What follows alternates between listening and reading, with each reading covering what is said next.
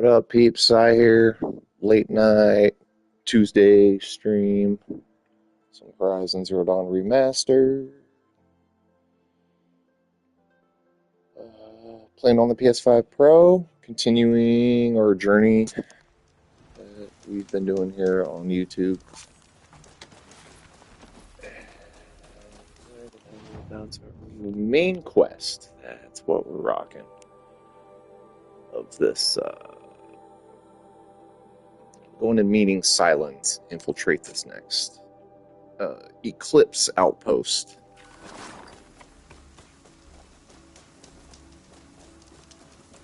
To curse the darkness. And pick up this metal flower along the way. Right. That's how we'll start things off.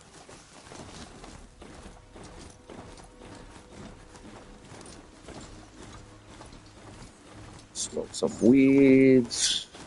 Shrubbles. Yeah, there's one in there.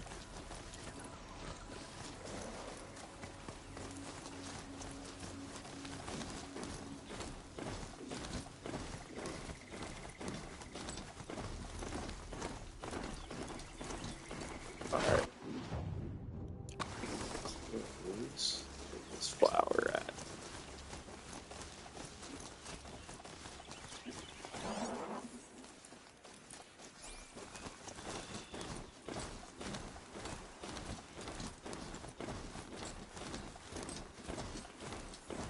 Be over here, right?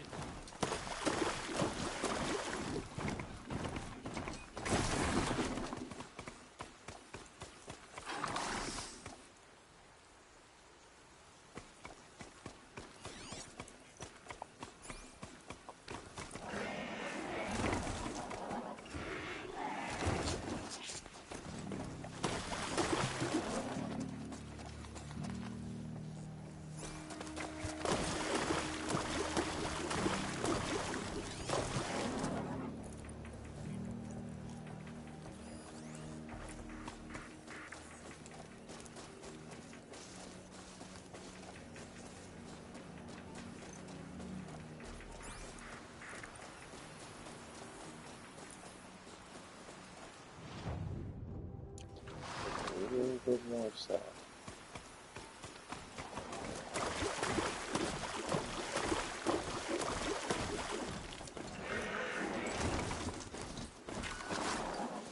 Okay, is that right? Yeah.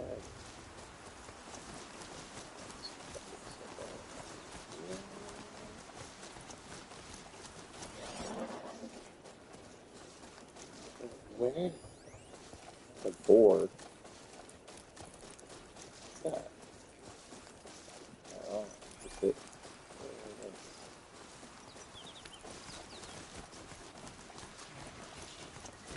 Bingo.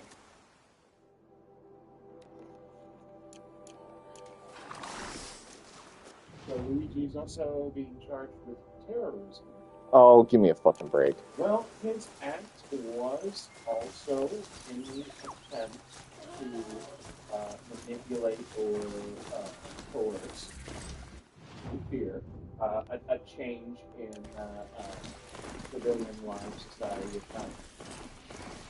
It's basically the same taking the same route that the 9/11 because there's that on the World Trade Center was focused not on our military, but on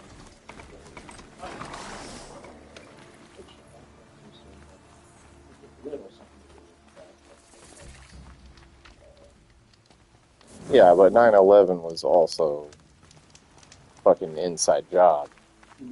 Like, so, you know, it's just all the front-facing finger pointing, you know. Scapegoats. Like, every cover story needs a scapegoat. Or just, you know, not even cover story, even if it's just the thing. You know, scapegoat. If you can't find the fucking thing, you need to, somebody's got to take the fall for it. Look at Oswald. CIA kills JFK, fucking pin it on this fucking dude, scapegoat. Yep, and then Easy. the Ruby take out. Well, yeah, because you don't want the scapegoat talking, of course. So you fucking bury him. At the end of the day, though, yeah, I mean, it is an act of terrorism, in my opinion, too. But I think that's debatable. That's just murder. That's because if that's the case, murdering anybody affects the economy and all that. And so, what about the massacre of school children? That's not considered an act of terrorism.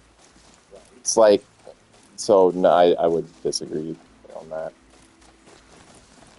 Yeah, they're just trying to throw the book at them. That's what they're doing. You know, but that's a good question. Why the hell aren't every school shooter? Yeah. Terrorism as well? Yeah, that is truly an act of terrorism. Like, it's a massacre, it's a mass murder of people, and causing exactly that. The outcome is terror. Students fleeing and faculty fleeing for their lives. Aloy, you're very close now. Scared for their lives. It's like, yeah, it's all fucking... It's all bullshit. I was wondering when you'd speak up. There's a sheer rock wall just ahead. Look close and you'll find... Like I said, if I was that dude and that dude's attorneys, I would be, like, urging for a trial. I'd be like, come on, let's go. Right. Why would I expect an answer? Yeah, I'd be exactly. Let's go right now while it's hot. The subject is hot. Oh wait, I forgot. We won't. I do all dangerous stuff. Yeah.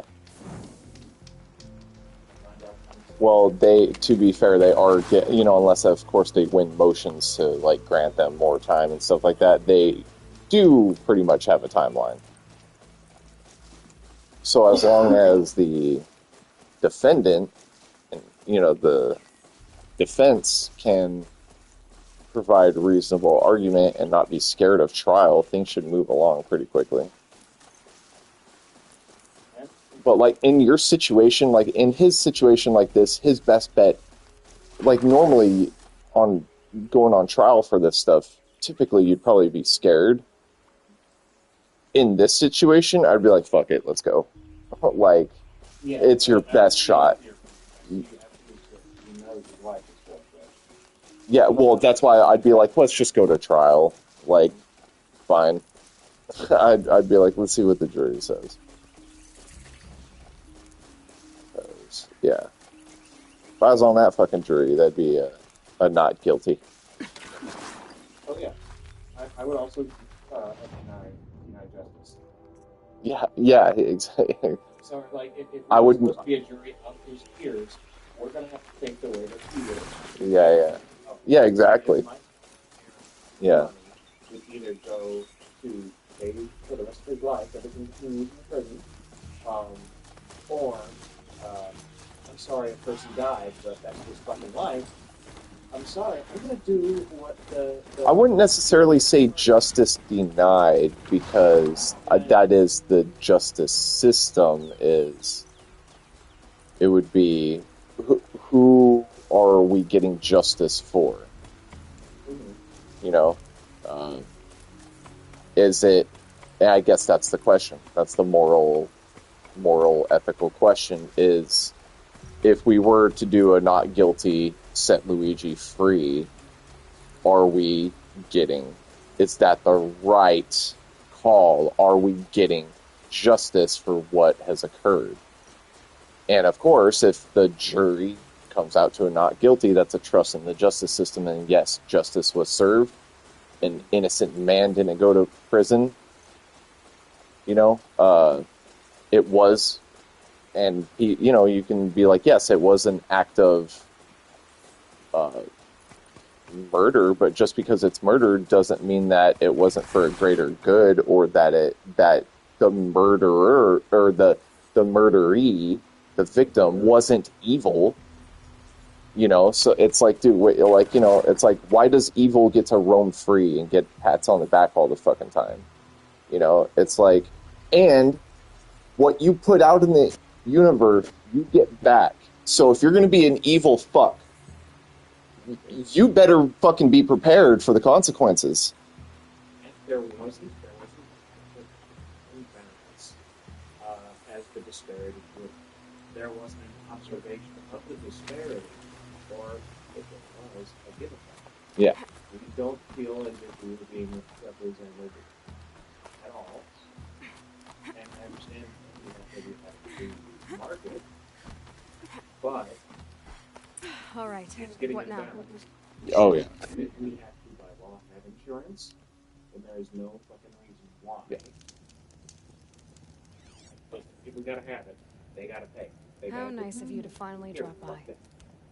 Yeah, I mean, that's what it's for. That system is... Yeah, tell me the part I don't know. Insurance is supposed to be the whole fucking, infiltrate the Eclipse's main base. you know, what do they call it in Canada? The single payer system or whatever like that. Like, that's what insurance is supposed to be. Like, you collective put into it, like, everyone's paying a little bit of a premium, like, we're all paying and putting into a pot to take care of somebody who needs something now. In insurance that we will get taken care of when we need the big money drop. So you were part of the Eclipse. It's like, that's how it's supposed to work. It is a fucking social, fucking economic network. Like, it's supposed to be. It is the case that I... Oh, yeah, of course. Assisted the Yeah, yeah. Before I sensed the threat they might become. It was a mistake. Sure. That I'm doing what I can to correct. With people being like, what sort of assistance did you give them? Head through that crevice in. Yeah, yeah. More important things to do than ask questions. Isn't working. Right. They're doing something different, and it's better in some regards, and it's worse in other regards. Yeah. So how about difference? Yes. Learning even more and take somebody's idea and not have to arrogance of thinking that you're just the fucking best. Or set some actual regulations, some laws to prevent fucking greed from operating in that space, because that is why they are denying. The more they deny, the more money they get to keep. I would also like these safeguard policies put in place. Let's see what's through here. Yeah.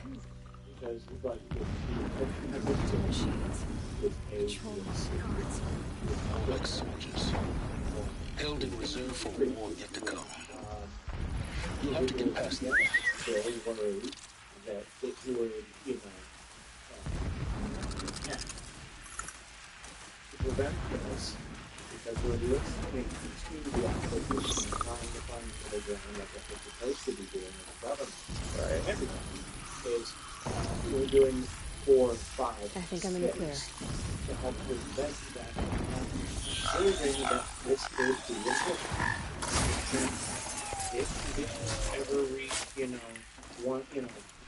3 things, which is their worry and why they're voting against this bill, then the rules are that the struck. Right. If it's no longer valid, goes back to the House with either a tune-up or it dies.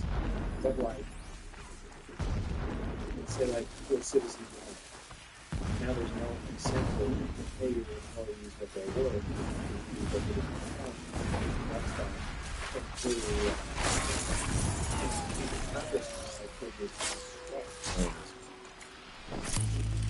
Yeah. Yeah.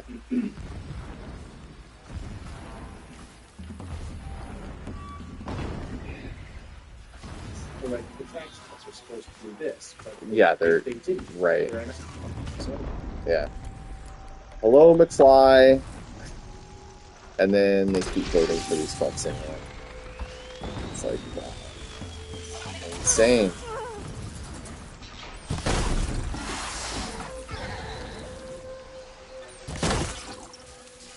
Keep getting fucking lied to, and they keep buying into the lies and propagandas. their politicians are fucking awesome and not dirty rat bastards. And because it's their guy. It's their guy. We can't have your people.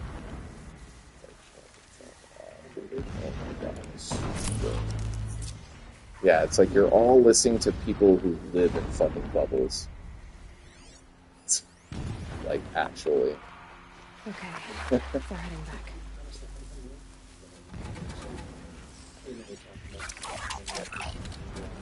Oh, yeah.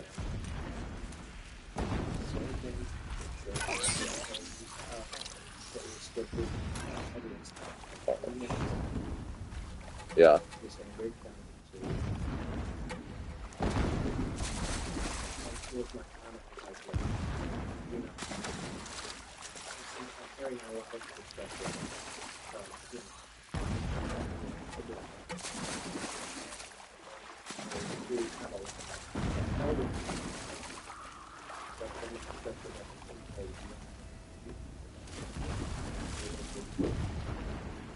Yeah.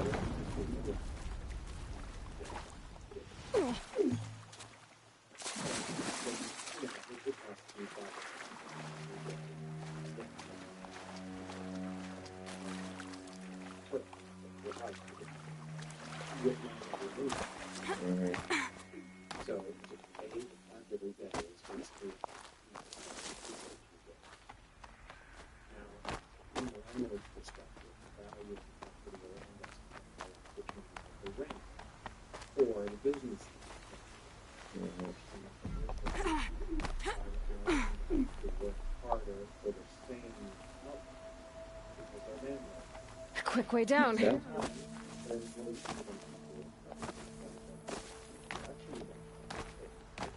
Right. Everywhere else in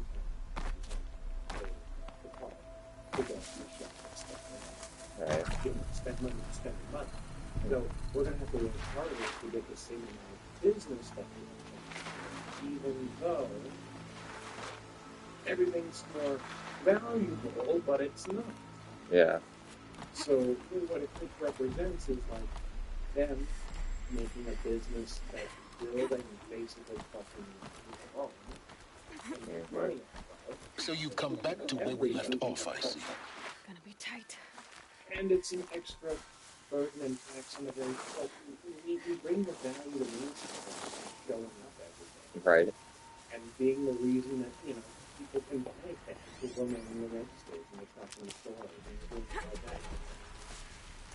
We're bringing the value to it. Yeah. Spend that time. Yeah.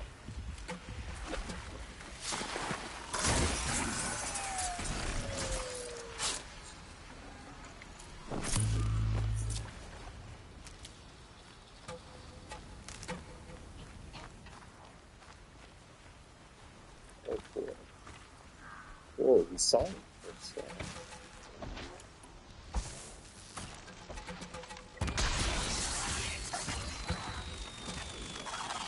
That's got their attention.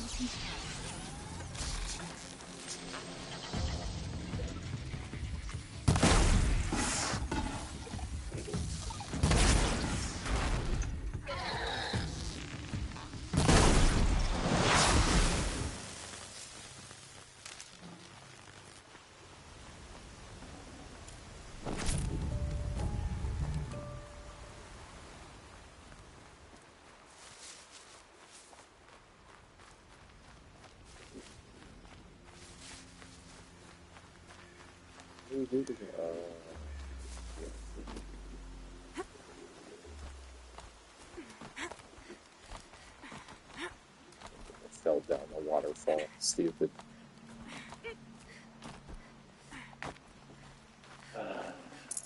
Hey. Explosions in the distance. Pay that no mind. Doesn't concern you.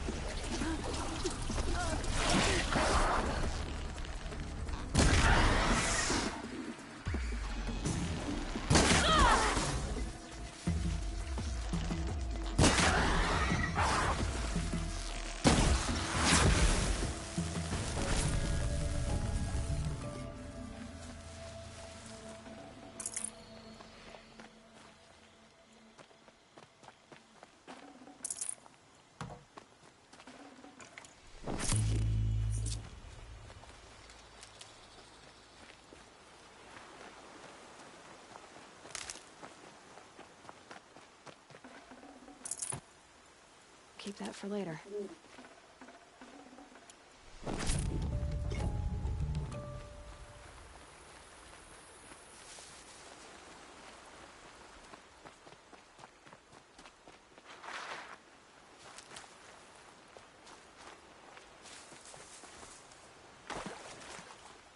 Getting close now. Head for that ridge.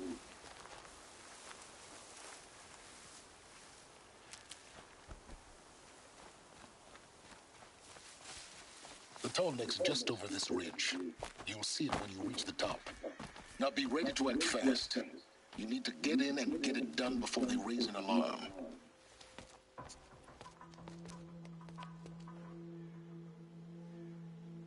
You getting this?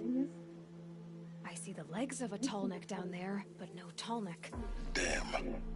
The transmitter's been moved. Check down the ravine to the left.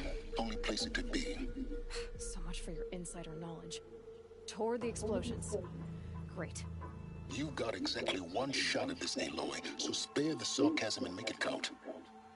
You see that bridge over the ravine? Yep. Memorize its location. There's a rappel point on the side. That'll be your way out. And these Eclipse troopers? Avoid them or kill them, your choice. The blasting should cover any noise you make. Find the tall neck and destroy the module on top.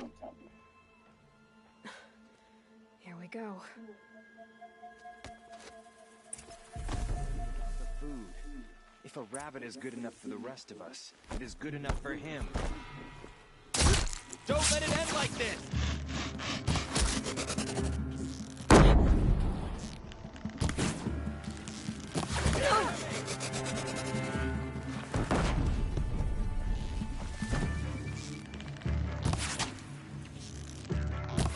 Don't give up yet!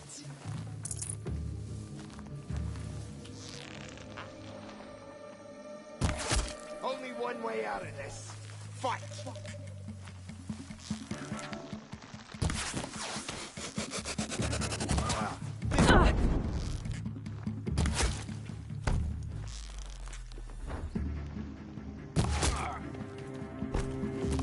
Damn, missed!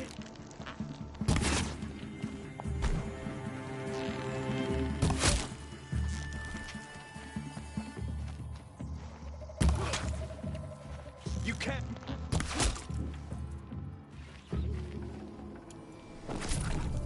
Is there fighting up ahead? No. It's a mining operation. So long as you're quick, it won't affect you. Oh good, another secret.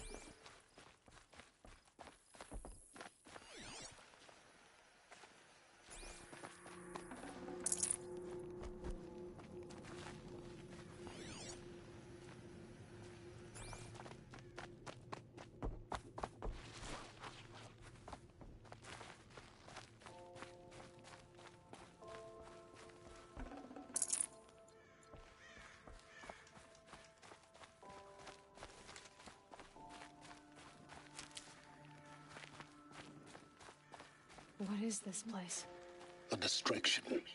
There are several data points.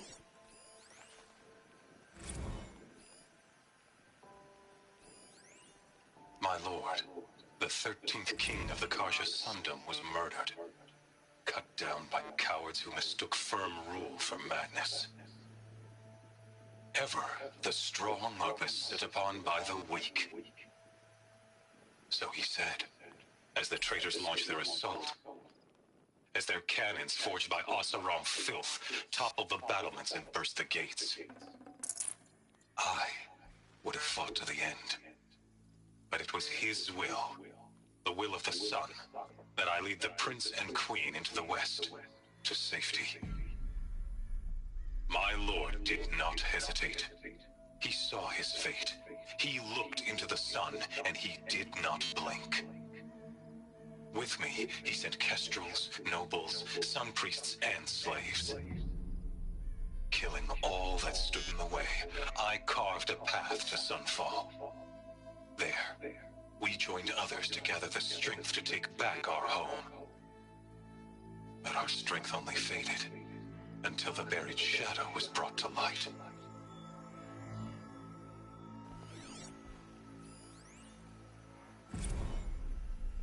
Every morning, nightmare.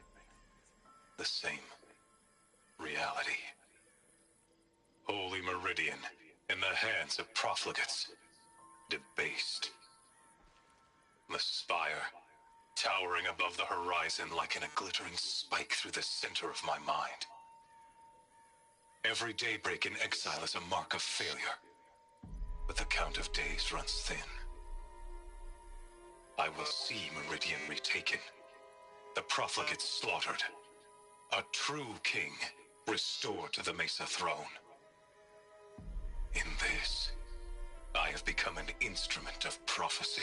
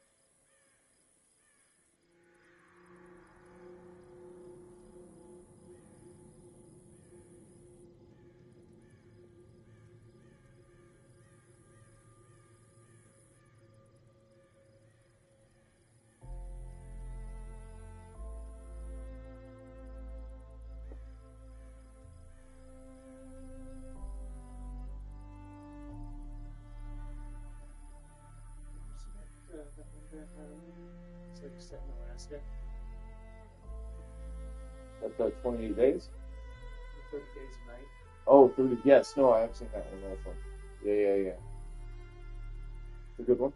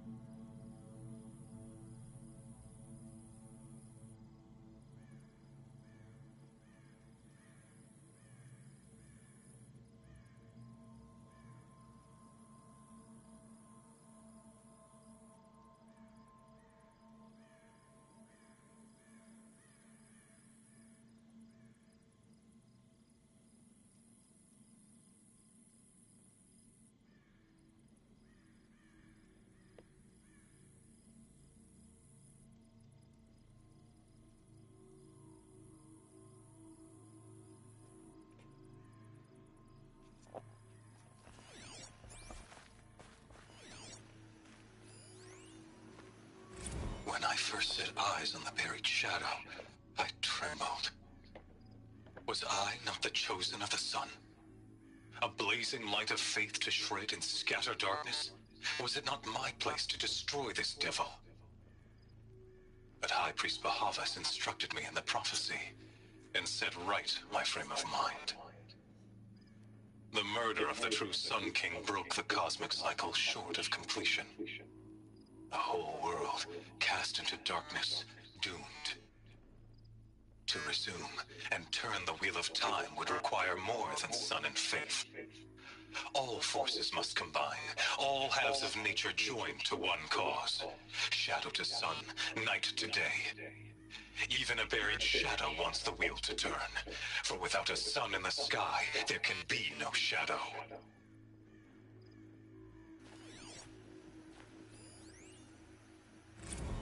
Never does the sun show pity. And yet, when my wife died in birthing, and in dying ended the life of my child unborn, I pitied myself. My lord sensed this, but instead of casting me down for weakness, he cast upon me a radiant beam of honor.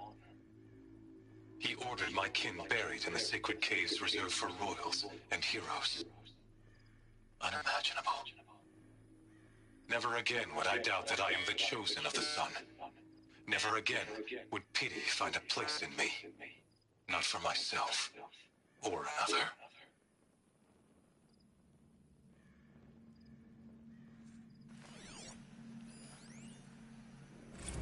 When sleep refuses to come, I think of our wedding night. How you welcomed me to the marital bed.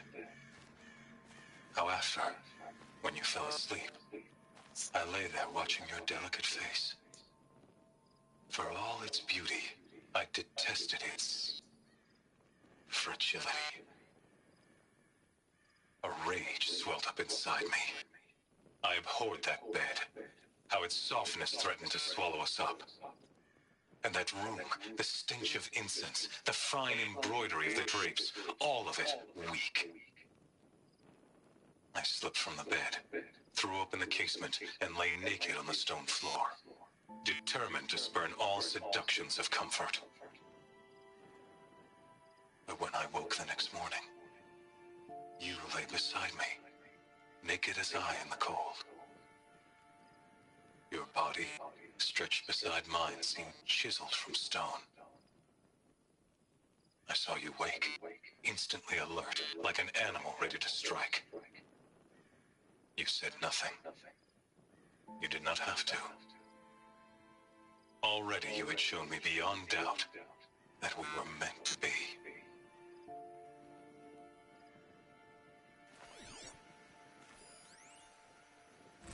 So long as King Itamen languishes at sunfall, coddled by his mother, he will never learn the true lessons of the sun. I have tried to instruct him, but the shadow of his mother's influence is upon him. I took him to the palace balcony to behold an offering of sacrifice in the ring, but he showed no thirst for it. He averted his gaze. Look to the sun, I told him. Do not shield your eyes. In all things it is absolute. One day it nurtures life, and the next scorches life away. It burns the skin of champions and wretches alike. Never does the sun show pity. That is the example a Sun King must follow. The example of your father. But before my instruction could take hold, she was there, clutching him to her robes, burying his face against her breast.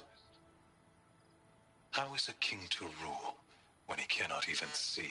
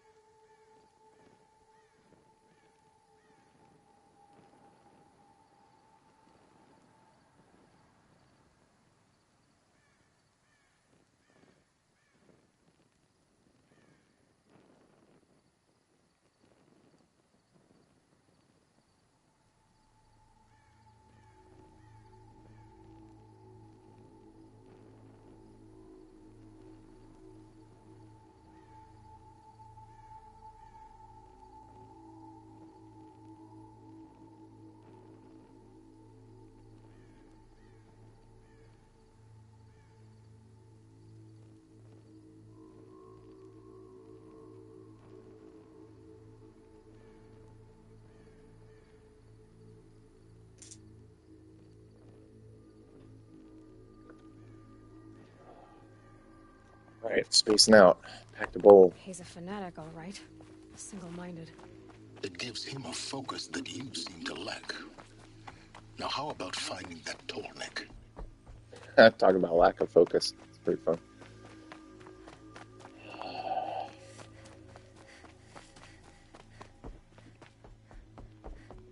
I see it. They've built some kind of structure around it. Climb it. The sooner this is done, the better. I don't like this. It feels Sooner this is wrong. done, the better. Everything here is raw. Just get to the module and destroy it.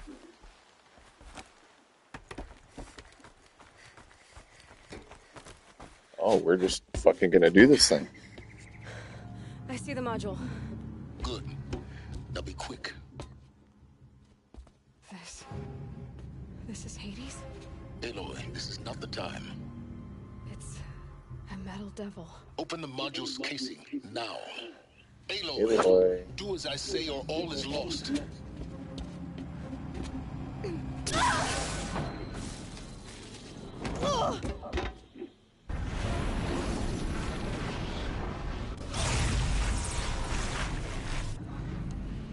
Entity has come here.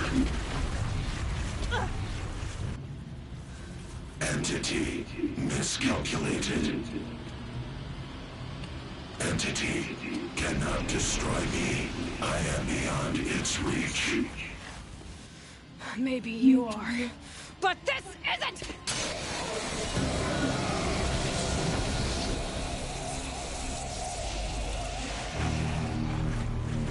Destroy the entity.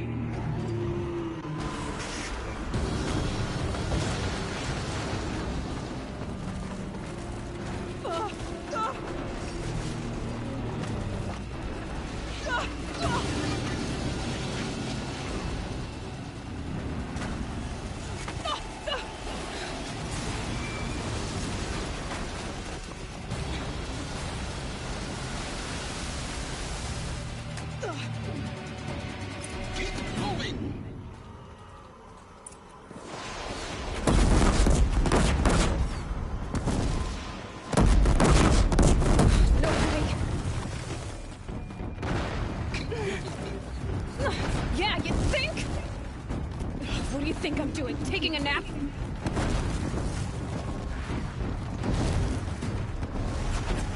Are you kidding me? That's my line.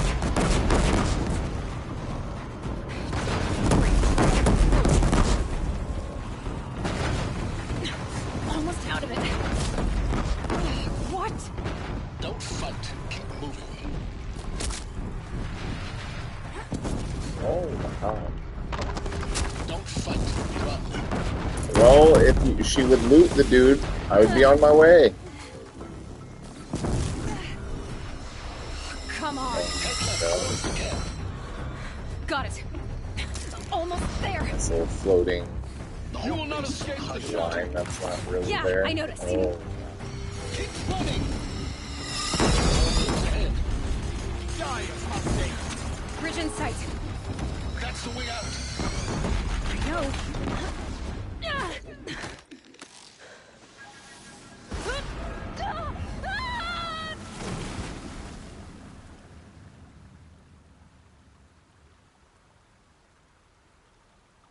I think we muffed that up.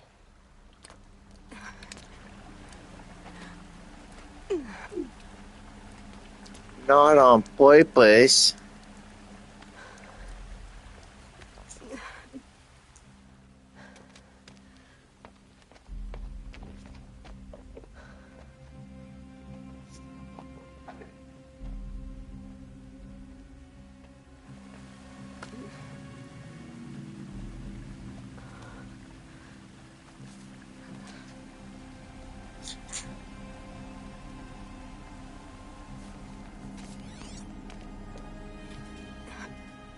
Rough going, but you survived. You knew Hades was there and you sent me to him? I won't deny I risked your life, but it was the only way. Now, with the focus network down, we can both get what we want. Access to the secrets of Zero Dawn. I'm past trusting you with secrets. Good. That means you're wising up. Trust is for fools. It shifts and crumbles like sand. A poor foundation for any partnership. But mutual self-interest, now that is a solid bedrock upon which you and I might build a new science of understanding. We both need answers, Aloy. And thanks to you, we're on the verge of grasping them. Let's unfold. We'll speak again. You miserable... Damn him.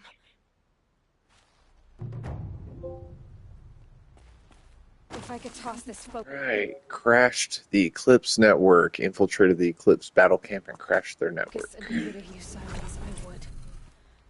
But we both know I need it. Bronze trophy. Not sure if I said that. And Zero Dawn. Deep secrets of the Earth.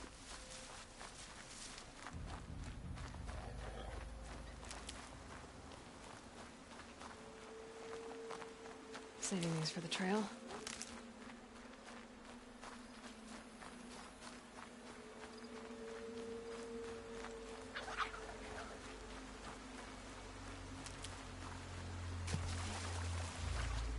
Scrappers. Happy to find salvage, as always.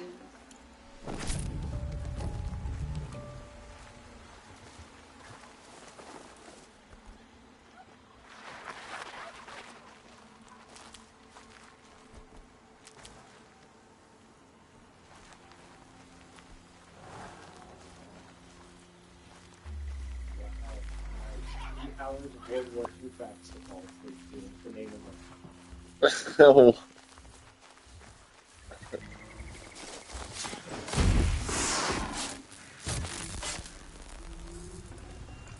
Oh, there's plenty of actual, like, good shit to fall asleep to, too. Not just the... I mean, yeah, if the boring stuff helps you fall asleep. There's also, like, real relaxing stuff to fall asleep to. That, like, you just throw on, like... I have a couple of them on there. It's like,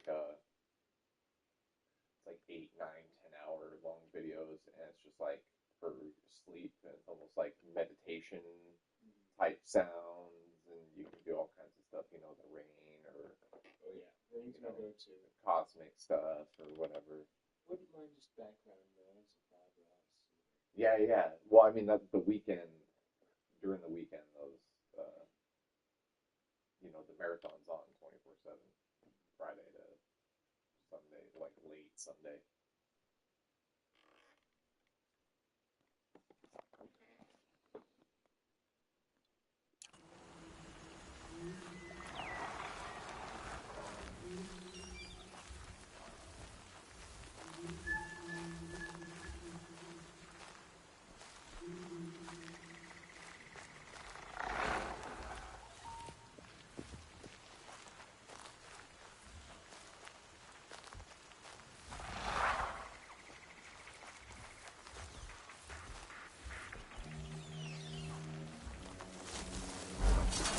That'll help.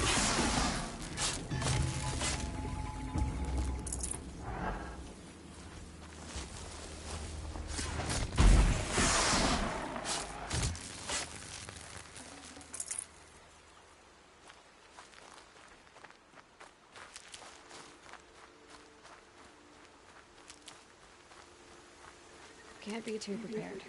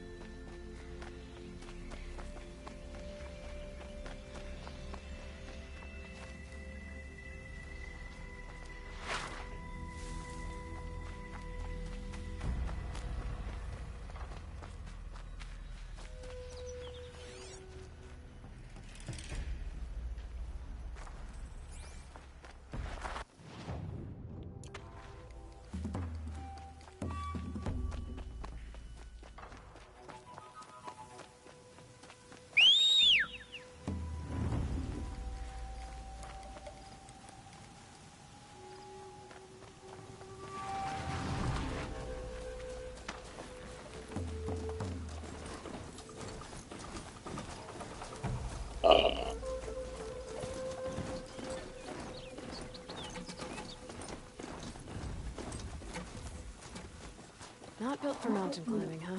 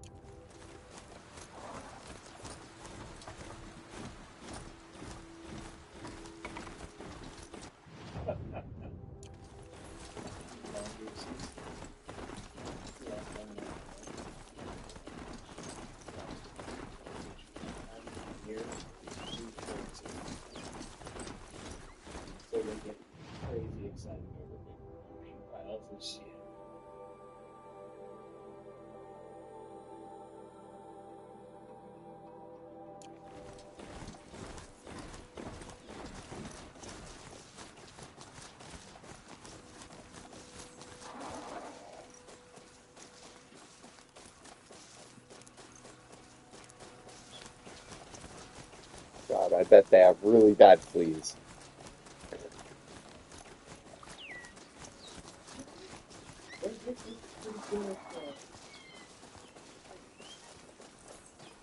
I'm sure, but I'm sure it's also out of control. Because they drive through shit. They're gonna have fleas. Oh, is he pooping? No, Martin,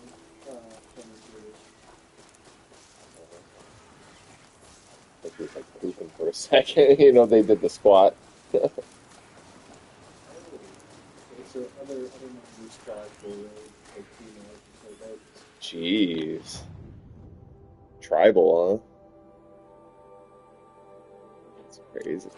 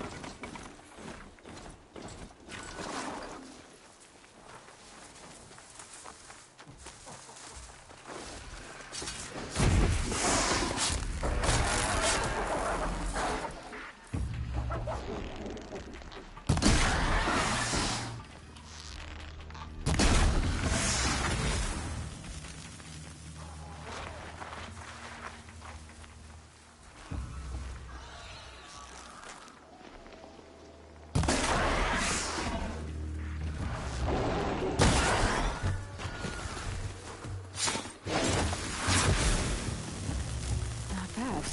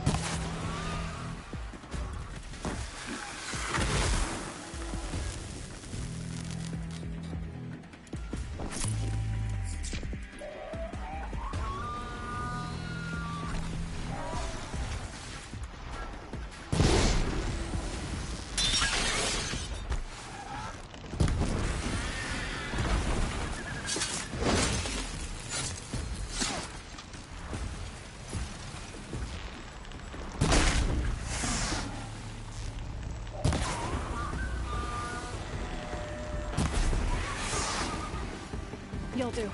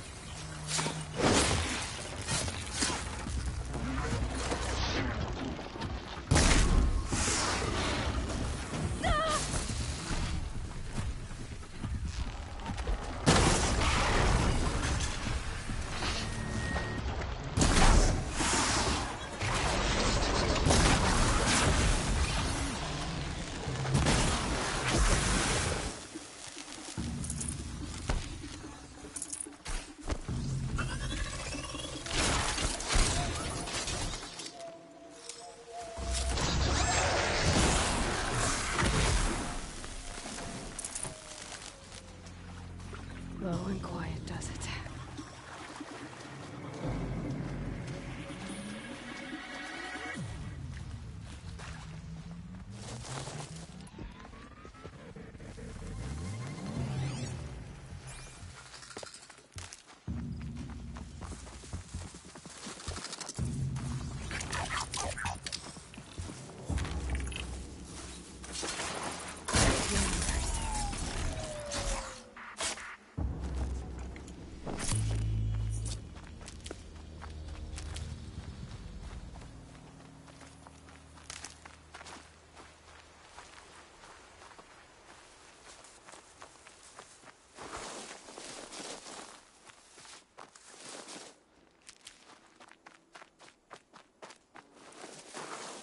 Stocking up.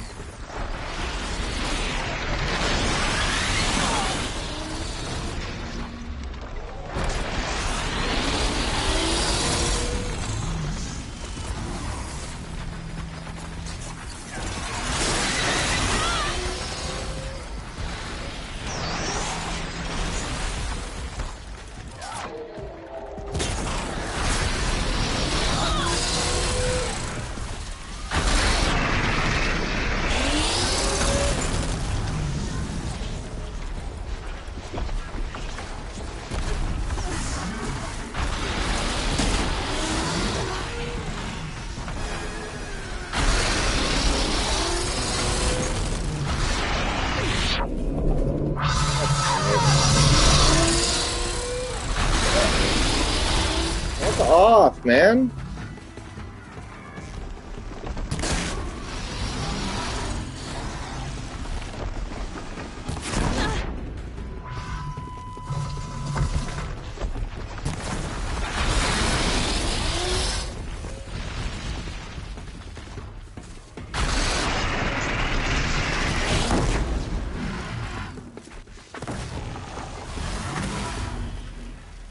Jeez.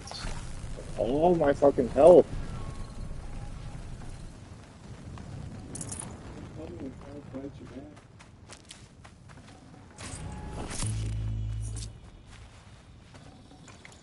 Give me a little bit of fucking health. I'm gonna restock this medicine. All the time is stupid. It's not enough. You need to double the amounts that I pick.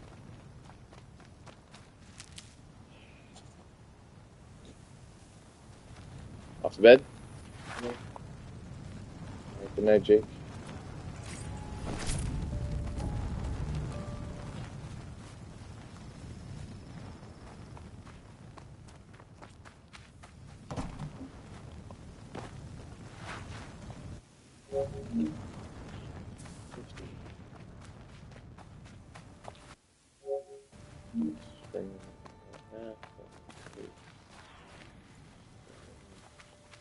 Good. Get this game over with here soon. I want to play some other stuff. I want to play Soul Reaver. I want to play.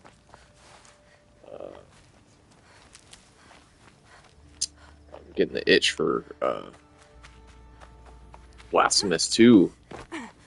After hearing that that dev, the Game Kitchen, is doing a new Ninja Gaiden coming this next summer. Like, fuck yeah, let's go.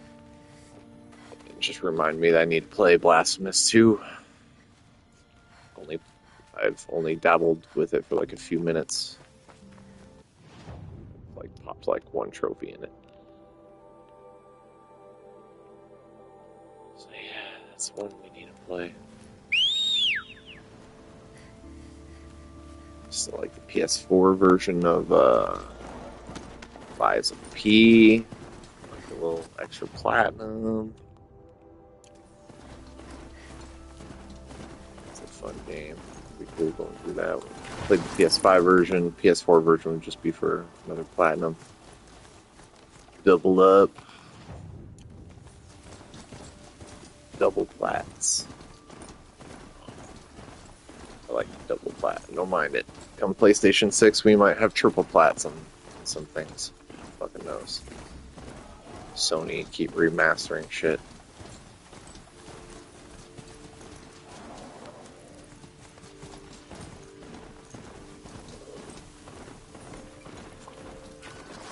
I mean, to be fair, they have stated why they do the remastering that they do. It's often to onboard like a new team, and even existing teams, it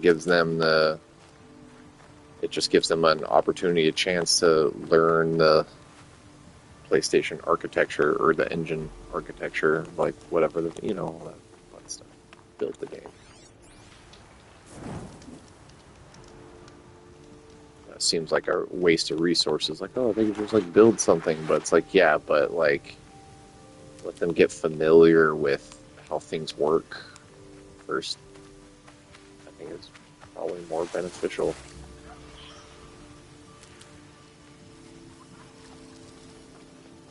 It is like time on development. I don't know if it's like a new team. You're planning on having them around for a while, so strategy makes sense. I don't know. Good. This thing, where are we down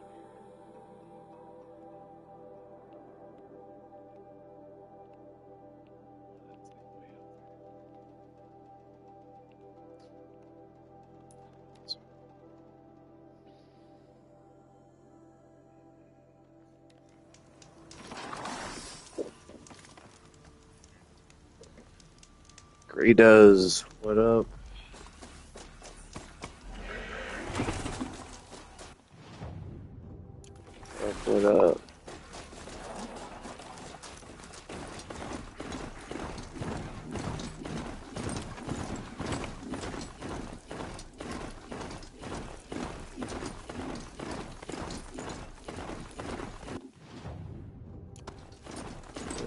Some flour.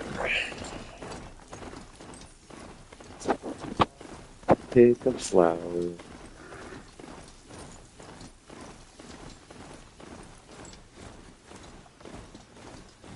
How long have I been playing? What do you mean, this game or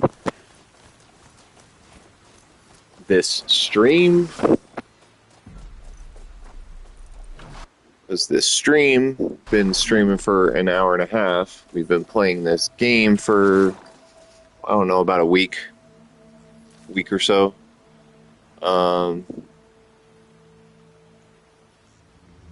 Yeah, I think somewhere around a week.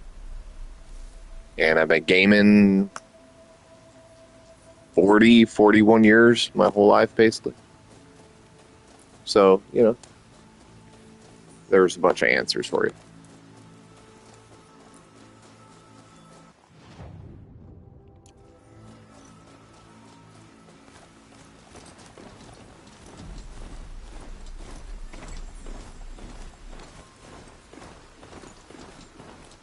Yeah, so I started this playthrough, I think about a week ago, roughly. But yeah, I've been bouncing from Black Ops 6 to this currently.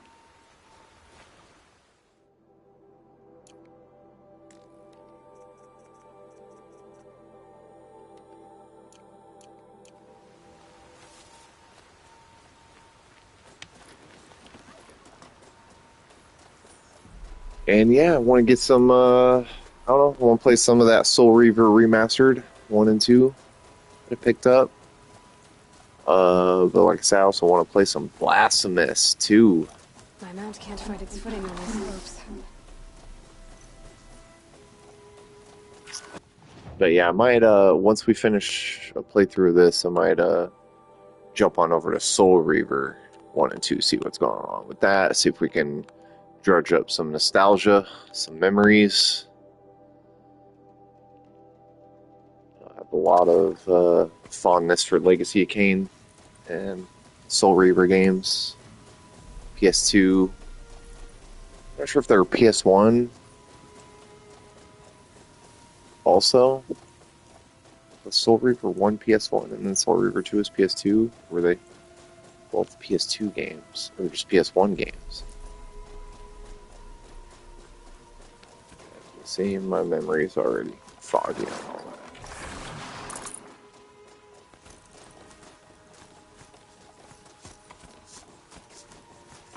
But yeah, Legacy of Kain, Blood Omen. Those were cool. I have Black Myth Wukong, I have played it. It's, okay. It's not, I didn't think it was that great. It kind of pissed me off, so I stopped playing it. Yeah. Liza P is like a better Souls-like action game, if you ask me. I liked Liza P a lot better. Probably end up picking up Wukong again eventually, but yeah, I fucking put it down. I was excited for it, and then, yeah. Played it, got to the Crouching Tiger Temple, and that boss fight pissed me the fuck off, so. I beat him and then shut the game off.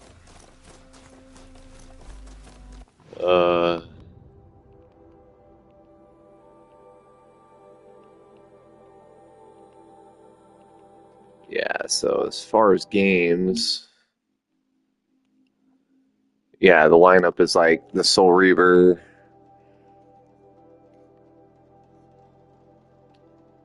stuff, and Blasphemous 2, and then I still haven't finished. I have it loaded up. I still haven't finished Final Fantasy 16. Now, I got the PS5 Pro, so I kind of want to play stuff that's like Pro enhanced and check it out and stuff. So Horizon Zero Dawn, I got Horizon Forbidden West to try, but I might hold off on those. I got Last of Us Part 1 and Part 2 to play through for some juicy PS5 Platinums. Yeah. Elden Ring DLC. I finished that like back in, when it launched. Fucking awesome shit. Shadow of the Ear Tree was really, really good. Love it. I went through it about, I think 3 times, maybe 4. I think 3 was the magic number. Yeah, good times. Love Shadow of the Ear Tree. For sure. Super good stuff. Let me see if we can get down to this.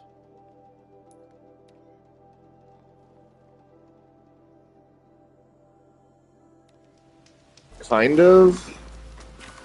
I don't know. Like, I mean, I'm gonna probably obviously pick it up or whatever and try it out, but I'm kind of curious about the Elden Ring Night Rain. Some people seem to be down on it. I'm kind of looking forward to seeing what that's about.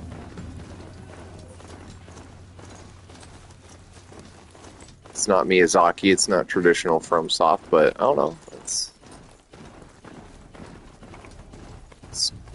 try something. Let's check it out. Kind of like the idea of a roguelike in that universe.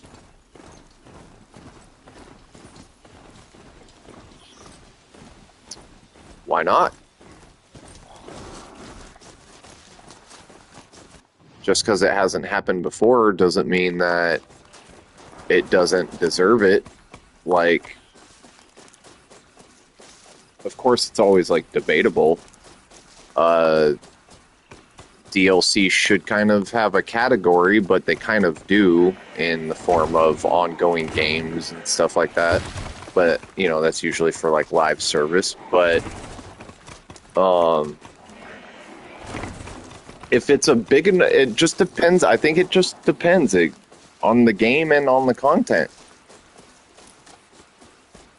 Like, I think Shadow of the Ear Tree deserved it because it's basically fucking a whole nother chapter of Elden Ring. Yeah, it's like not a standalone game, but it was a new release. If you look at it, it was a new release this year. It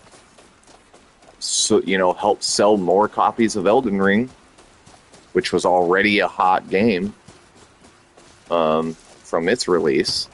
So I don't know, you look at like the Witcher's expansion, Blood and Wine, that was basically Witcher 3 Part 2. It's like, I don't know, sometimes when these very big, robust narrative, story, big content things come, that like, why not give it consideration? There's that documentary a long time ago for like the film industry about this kind of stuff, about like getting nominated for things and the film. Well, I'm not sure if it was a documentary or just like a movie about the subject, like just a commentary on it. Like it was a movie but a commentary on it, or I can't remember if it actually was a documentary. I think it was a documentary though, but the documentary was called For Your Consideration. And that's what you do when you send in, your projects for awards. Is like typically they have a label to like the Academy, for example, and the label says For Your Consideration. So it just depends on the game. And if we're talking Shadow of the Ear Tree, yeah, I think it deserved a Game of the Year nod. Like, I mean, again, it's debatable. It's not a full game, but Elden Ring won Game of the Year, and then if you release like a juicy content piece for it, like, why not? Like, here's another example that could shed some light on this topic. Like, look at Diablo 4, for example, right? Like, you cannot play the Diablo 4 launch game. Like, you can't. You can't play Diablo 4 in its launch state. What you do have is an expansion that launched, Vessel of Hatred, that completely changed how the game functions, how you upgrade your items. It changed legit mechanics of the game. And not for the first time either. That was like the third time they did it. If you count launch as the first, and then like they changed it once and then changed the second time, I guess, would be the expansion. by like changing like upgrade systems or something. So like, and that was an expansion that did it. The expansion brought like a new zone, new content, and it overhauled the base game and almost making it a completely different game and experience in how you level up and modify your equipment. And so like the journey essentially on your gear in Diablo 4 completely changed. Of course, the story and the narrative and all that's still there and the same, but you know, what are we talking about for Game of the Year? Are we talking narrative and story? Or are we talking the game? Because, like, yes, everything should matter to the overall thing. So, yeah, narrative and story should have some say in its relevance for Game of the Year. But also, what about content or content that was released? Or, you know, is it even the same game if we're talking DLC? Like, how much has the DLC changed or added to the game?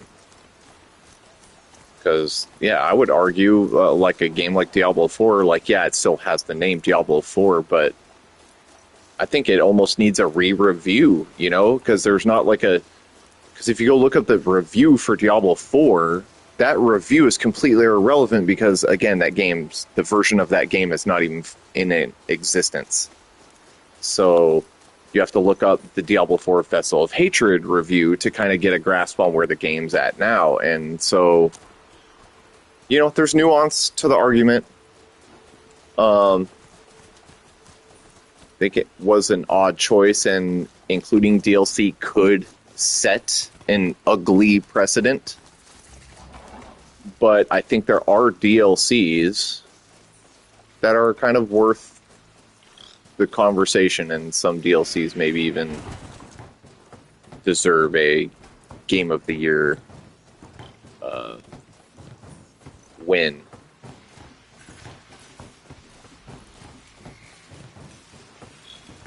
So, I don't know, that's, you know, times have changed, man, you know? Times have changed.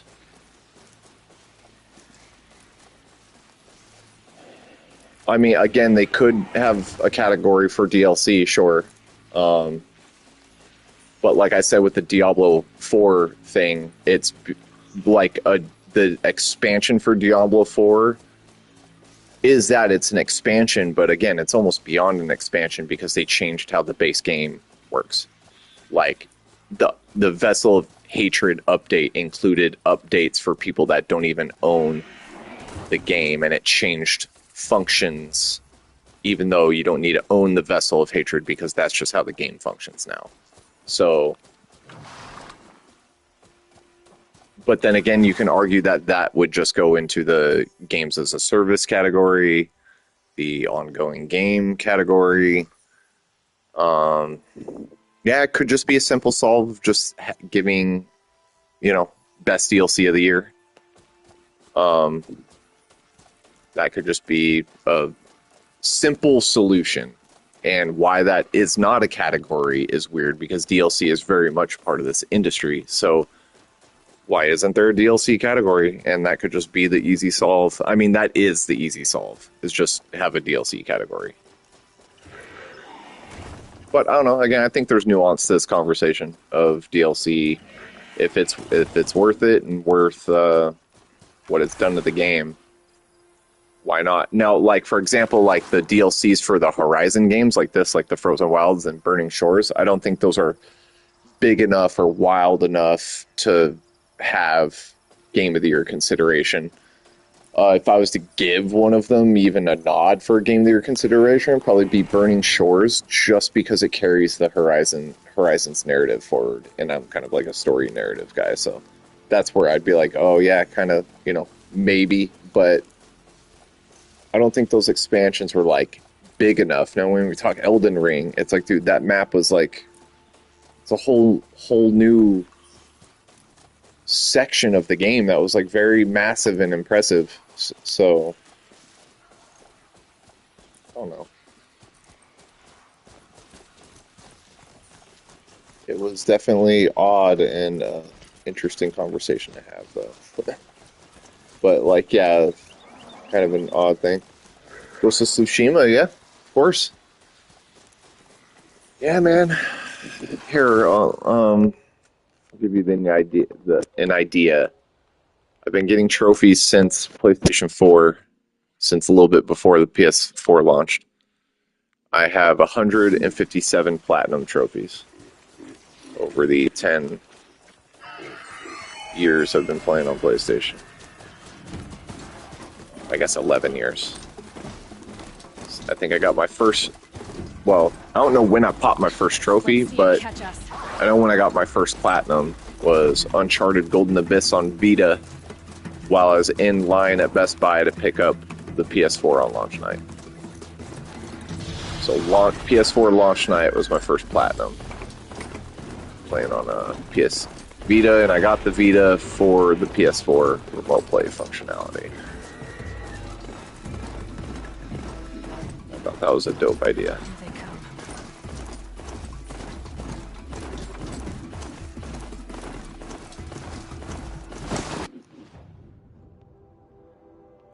So I had a Vita with that, but yeah, I played Tsushima.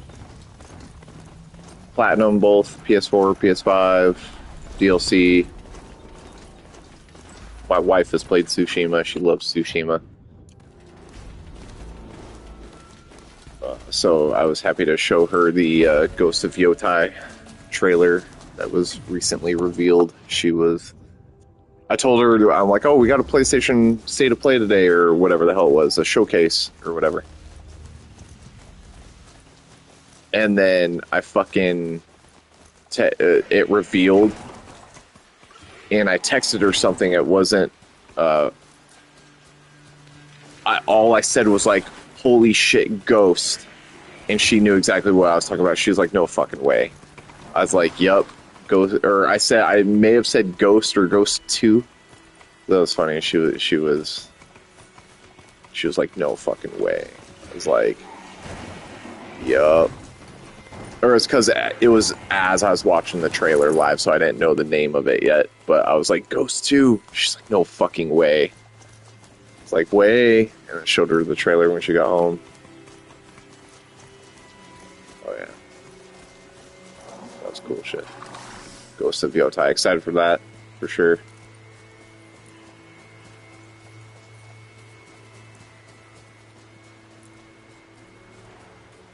I do like what they're setting up with it, and I'm curious how the legend of the ghost, like what the legend of the ghost is gonna be in that. Like if you're related to Jin at all, or if it's just kind of like a ghost clan passed on from, Ronin to Ronin. Like passed on from master to apprentice kind of sort of thing.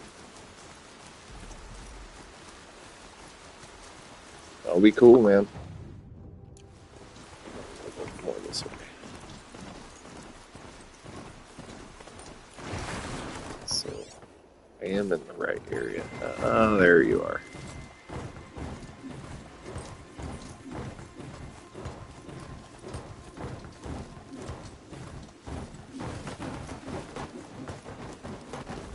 There it is.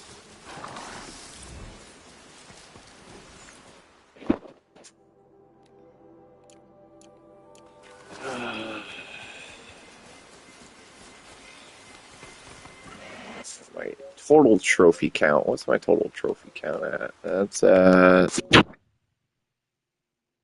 9,431 trophies. Almost to 10K. Need to step up. Trophy hunting has kind of been down the last couple years.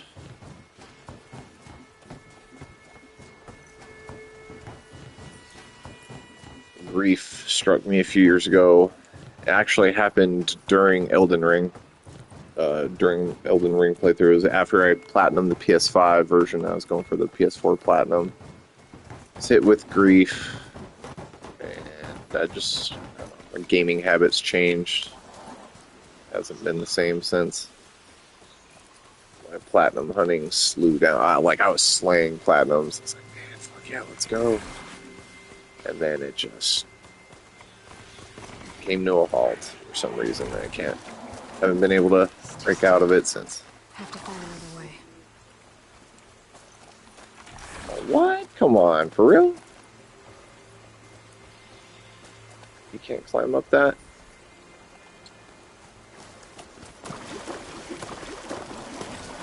Oh, whatever. Let's just... Dang it, we didn't discover that for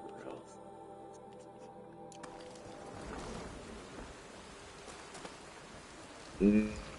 No. I like Ghosts a lot, but I think Last of Us Part 2 was a fantastic masterpiece. Yeah, Last of Us Part 2, what a journey that was, man. That emotional roller coaster up and down, and by the end I was exhausted and absolutely loved the experience. And I think they nailed what they were trying to go for. And the message, like, I think it was a major success. And yeah, people love to shit on Last of Us Part 2 or whatever for, dude, a fucking bunch of crybabies whining and crying about Joel. It's like, dude, if you didn't see his death coming, you're fucking sorry.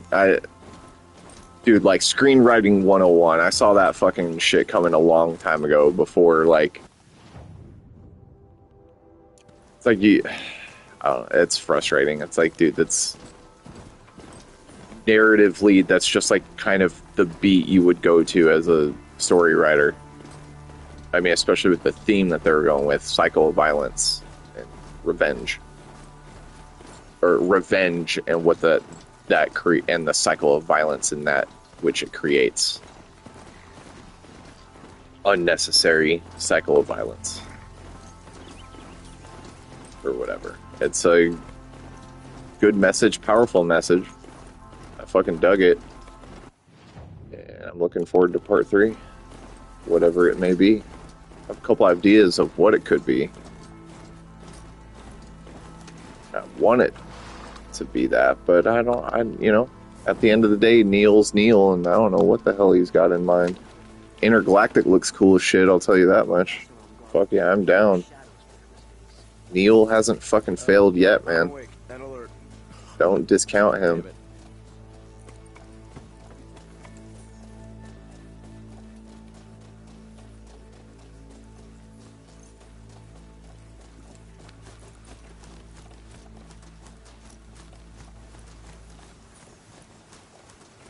When it comes to The Last of Us, remember, Neil's the creator. He loves that world more than anybody. Trust me on that as a person who went to film school and a creator. Like, you have to love your world that you create, even when it's full of sadness, and that's what makes it a good story. That's what gives it heart, is like you got all these nuances to it. To have Joel be such a beloved character, I think that's also a testament to not just Neil's writing and creation, but Troy Baker's ability to bring him to life and breathe life into the character. And then Pedro Pascal, man, he's winning fucking awards for his portrayal of Joel as well. SAG Award, best actor in a television drama series or whatever the hell. Boom.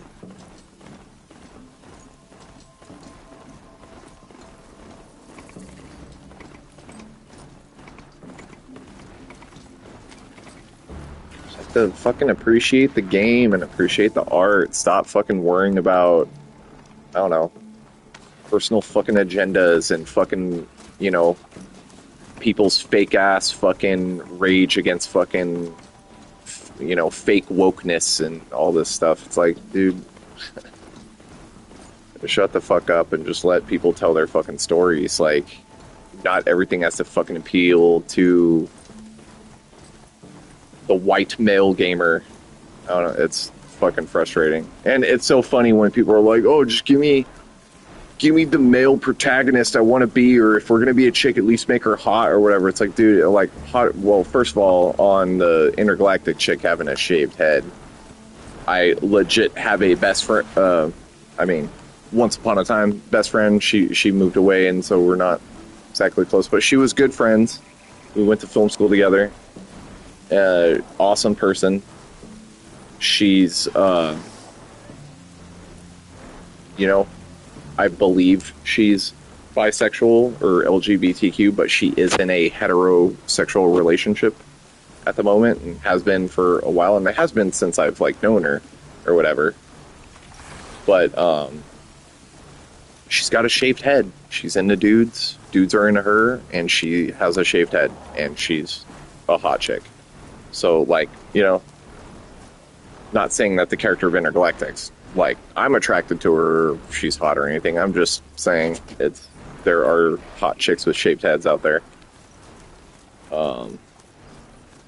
Yeah, I'm not attracted to the Intergalactic chicks, but I think she's fucking looks cool as hell, and I'm, like, ready to fucking jam on her story.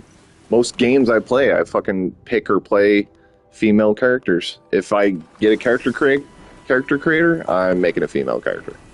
Like, almost every time. Like, I don't understand this whole fucking needing to relate to the character to where it needs to be me, the hero. That's such a childish, immature sort of way to look at it. But if that is how you also want to have your fantasy, like, that's cool too. I just don't look for myself really in these games. There's many other ways to relate to a character than to be, oh, this needs to be me in this universe. And frankly, a friend a long time ago turned me on to the idea of playing female characters. It's like, dude, you're a dude. You want to visually be staring at a dude's ass. Like, for your fucking 30, fucking 60 hour fucking playthrough. It's like, yeah, that's a good point. No, I don't. I would much rather look at a feminine body type than fucking male body type, if that's what we're going for. So it's like, yeah, fucking female characters all the way, dude. Oh my god. What just happened? Are you serious? Shit. Do this right now.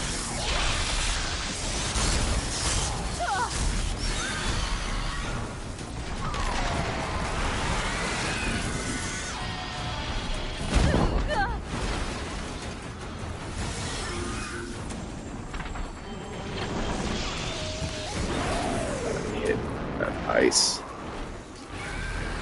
I gotta hit the ice. Stop moving, bird. It's a big ass bird, and we can't even do anything with them. Fuck, man.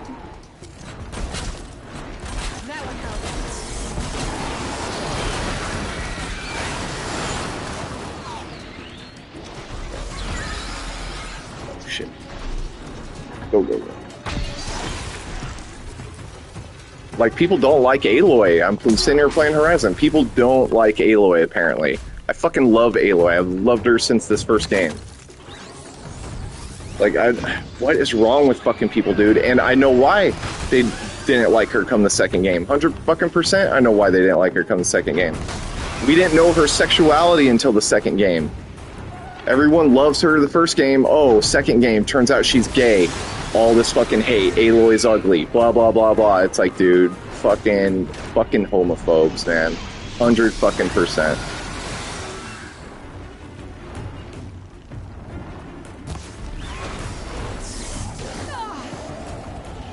It's like, people fucking being gay has nothing to fucking do with you. Like, nothing. Unless you're fucking gay. Like, it's... Oh, man. Wild stuff. Can butt out of people's sexual fucking business. Like, for real, internet. It's crazy.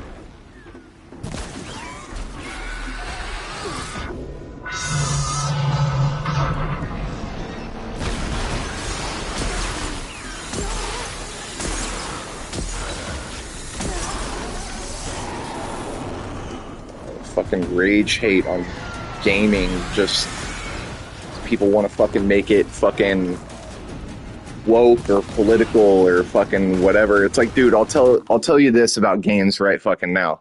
The only woke game that there's gonna be is GTA 6 when it launches, because that is the only thing that's fucking woke, is police shooting black people. That is the social justice issue that woke means. It doesn't mean liberalism. It doesn't mean fucking pro-gay. It doesn't mean fucking any of that. But of course, it's what the right-wing and mainstream media fucking, and the left, mainstream left as well, call, you know, we're woke as well. It's like, yeah, stop using that fucking term incorrectly. Everyone's a moron on this issue.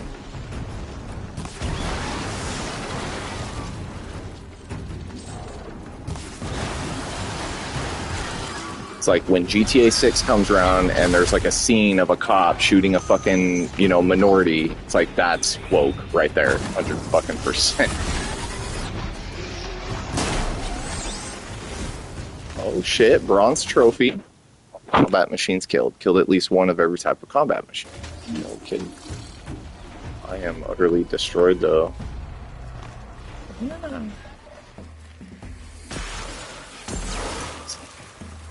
Is that a Glint Hawk? Seriously? Or is that a Crocs? Be fascinating if they weren't.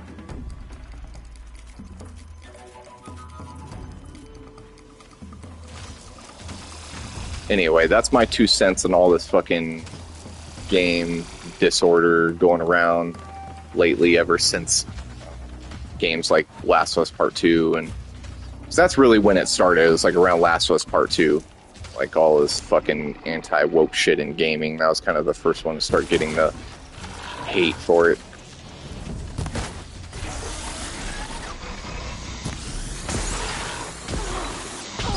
At least as far as AAA development goes. Dude, what in the actual fuck, man? Of course. About fucking over it. The finals. I have it added in my library, but I haven't tried it. I had it downloaded at one point, but yeah, no, my because I play online games with my friends, you know, my squad, as it will be. And no, we haven't given the finals a go. Seems cool though. Like, you know, I've seen the streamers stream it and stuff like that. Yeah, I don't know. It's hard to get my it's not hard. It's just my squad. They don't really game too much, and it's hard to get them to get online for something, so oh my god, this shit. I'm just gonna fucking reload. What is happening? Why am I in this area?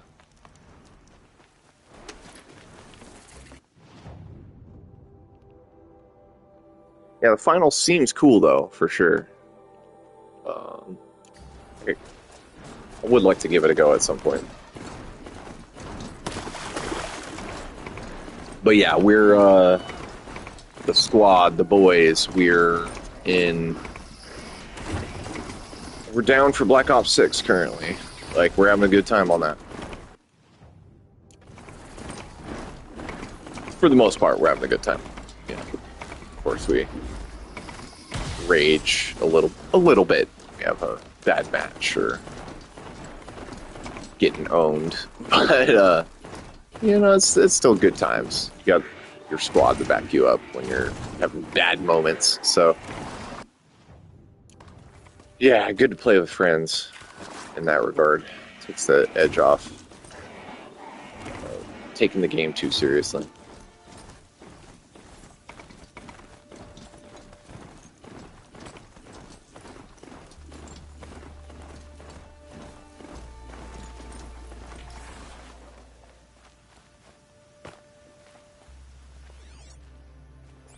Am I even in the fucking right spot? I feel like I'm probably on the wrong mesa. Or I need to go up higher? I need to go around to the left, though. I don't think we'll be able to make it up that. I'm in the wrong area. Shit. I'm trying to stay away from that Stormbird.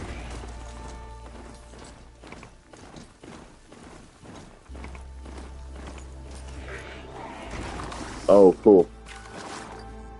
Launch on PC or on console, like on PlayStation? I'm a PlayStation player, so obviously Horizon here.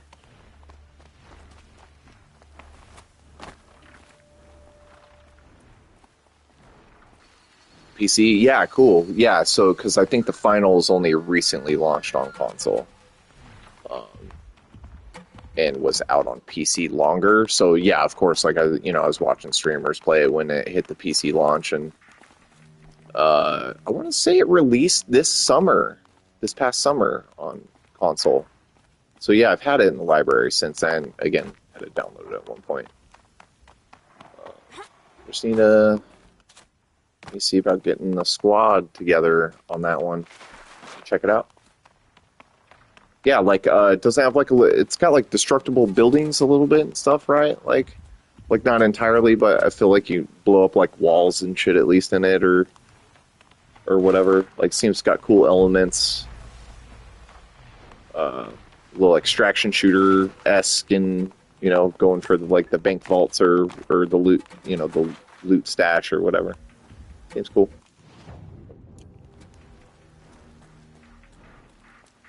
Get that variety going in some multiplayer action. Good times. What the fuck is this? Oh, it is down there.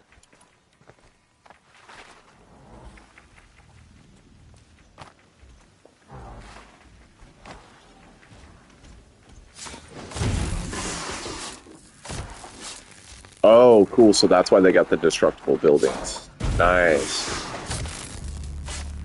Yeah, a little bit of that Battlefield DNA.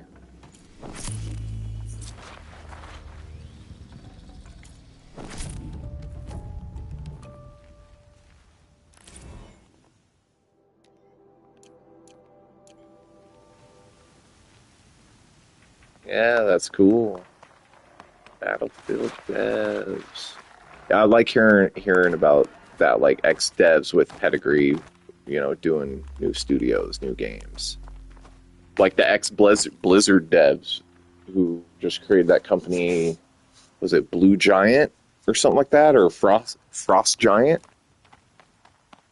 Just funny, they're sticking with like the ice Blizzard theme and calling it Frost Giant or whatever. It's like, dude, that's kind of funny. Ex-Blizzard devs going to be making some stuff. The GTA brothers, the Hauser brothers, one of the Hauser brothers and Laszlo split from Rockstar along with several other major key talent, and they opened up their own like gaming, not necessarily gaming, but just entertainment company. Franchise. Or not franchise, but like a company to produce content and franchises. Should be exciting to see what they do. I think they've put out their first project, which was like a comic book or something. Ouch. I'll be curious to see if they actually do games again, like that, as a entertainment company or studio. It'd be interesting to see them do some more gaming. But I don't know, maybe they don't actually want to do games. If they wanted to do games, maybe they would have just stayed at Rockstar. I feel like they left Rockstar, though, because they're just not needed anymore, because the gaming landscape has changed, especially as far as GTA is concerned. Like, a lot of their money comes from the online element. Of course, they sell the game, though, too, but they launched the online element as free, right? So you don't have to play it with the story, so therefore attract people into that service. Microtransactions, online service, yada, yada, yada. Serviceable game. Dollars. Smart company. That is for sure.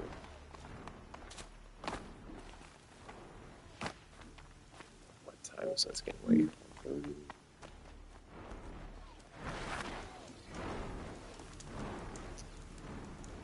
what's that? Oh.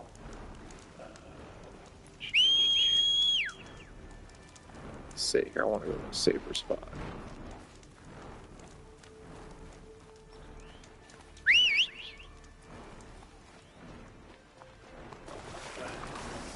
Hey, buddy.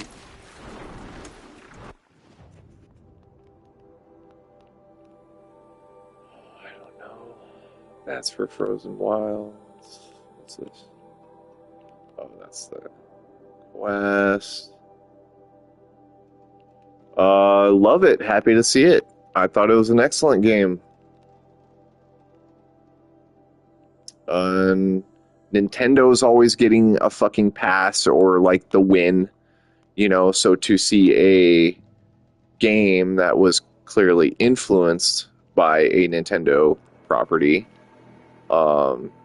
you know, I'm happy to see it. It's good for PlayStation, it's good for Team Asobi, and it's good for getting more of those types of games out of PlayStation.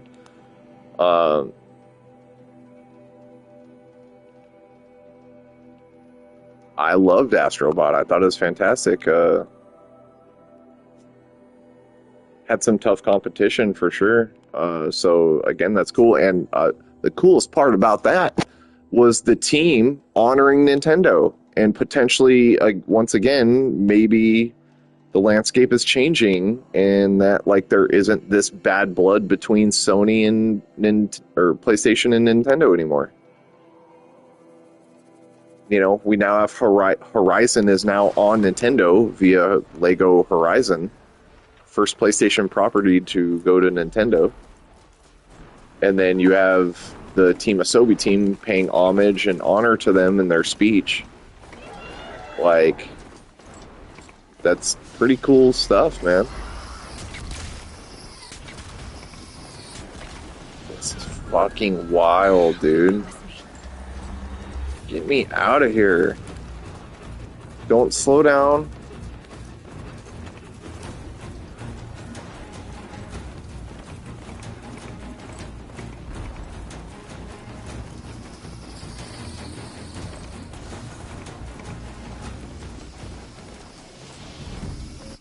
God, I really need to get the fuck out of here.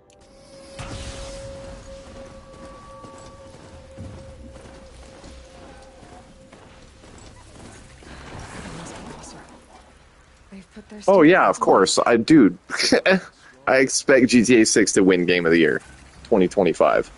Like, but who knows? Like, who knows? But they are masters of their craft. So, like Kojima winning, you know, Director of the Year and Game of the Year. And did Death Stranding win Game of the Year? Can't remember. I'm assuming it did. It's like, dude, yeah, it's like all the big dogs. They're going to take the industry by storm when they release their game. Obviously, that's Game of the Year. Dude, when From Software launches their next game, that's like a Souls-like, a Souls game from Miyazaki. Game of the Year. It's nothing to be mad about. These games are fucking awesome. Like, it's... I don't know. It's like, what do you want?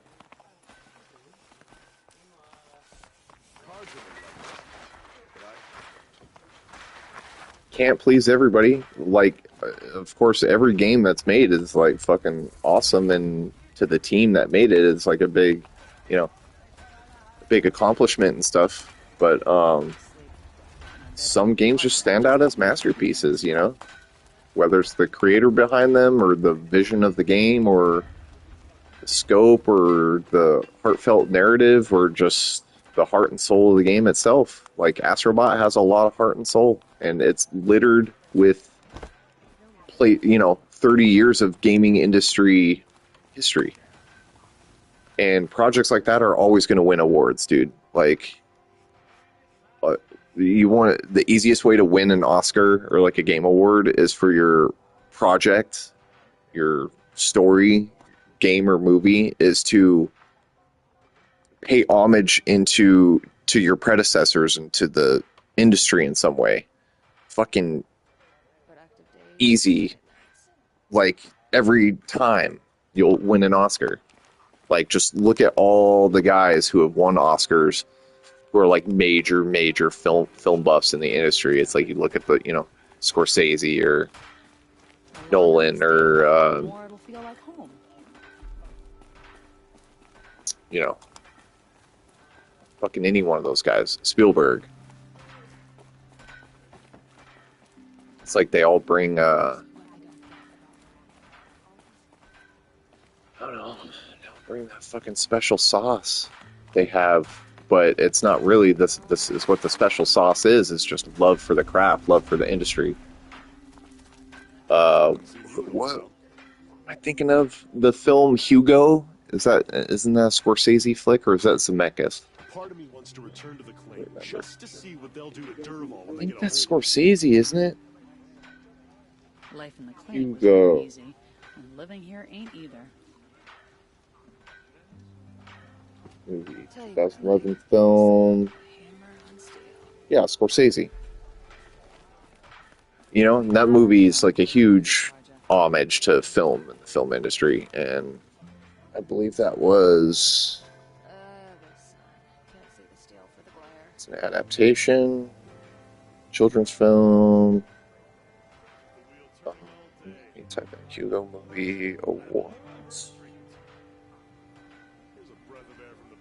Academy Award for Best Production Design, Academy Award for Best Cinematography, Academy Award for Best Visual Effects, Golden Globe Award for Best Director, Motion Picture 2012, Academy Award for Best Sound Mixing, Academy Award for Best Sound Editing, BAFTA Award for Best Sound, National Board of Review Award for Best Film.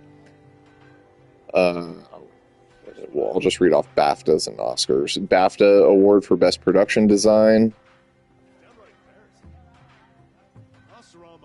Yeah, so it cleaned up like 3-4 Oscars, 5 Oscars, 2 BAFTAs, 3 BAFTAs, 2 BAFTAs. You know, fucking boom, just hand you awards. Everyone knows Carja wears.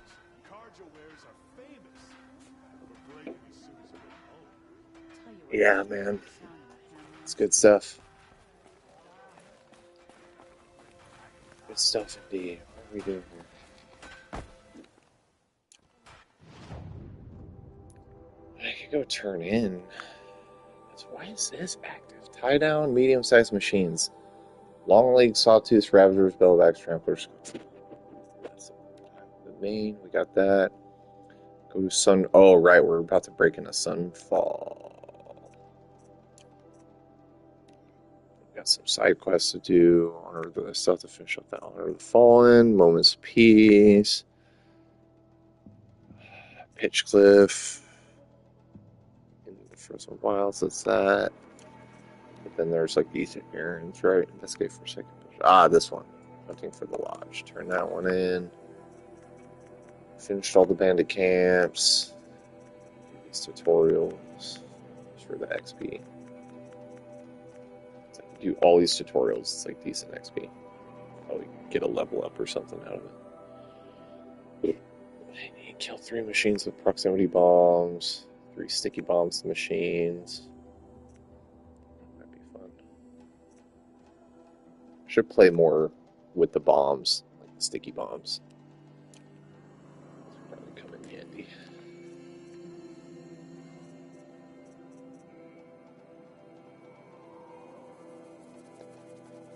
Arcane or Fallout for best adaptation?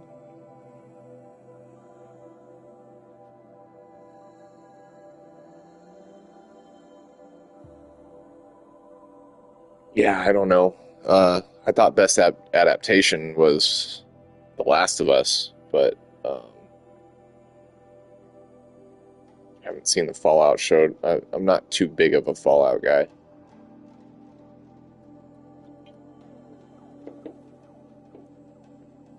I like Fallout, fair enough. Like, it's cool to dabble in.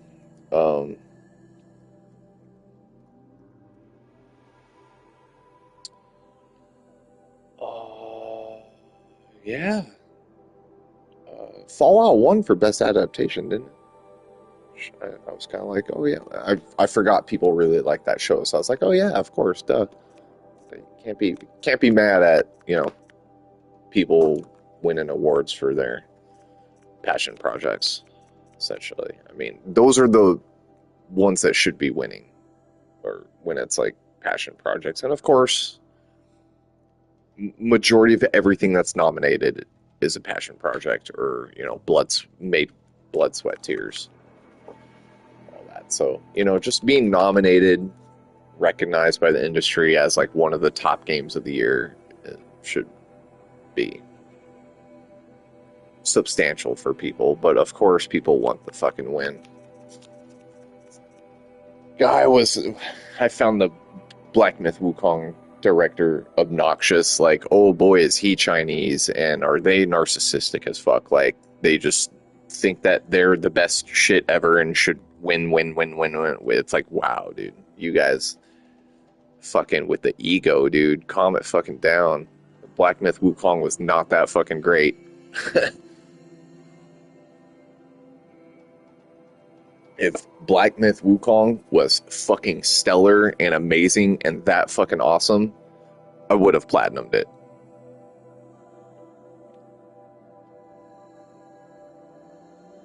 I mean, granted, there's plenty of handful of games that are stellar and awesome that I don't have the platinum for or haven't played, but I'm just saying I have played Black Myth Wukong, and if I thought it was fucking, you know, all that Game of the Year material, I would have platinumed it. I mean, I guess that's not necessarily true. Let me look up something, because, once again, kind of eating my own words here.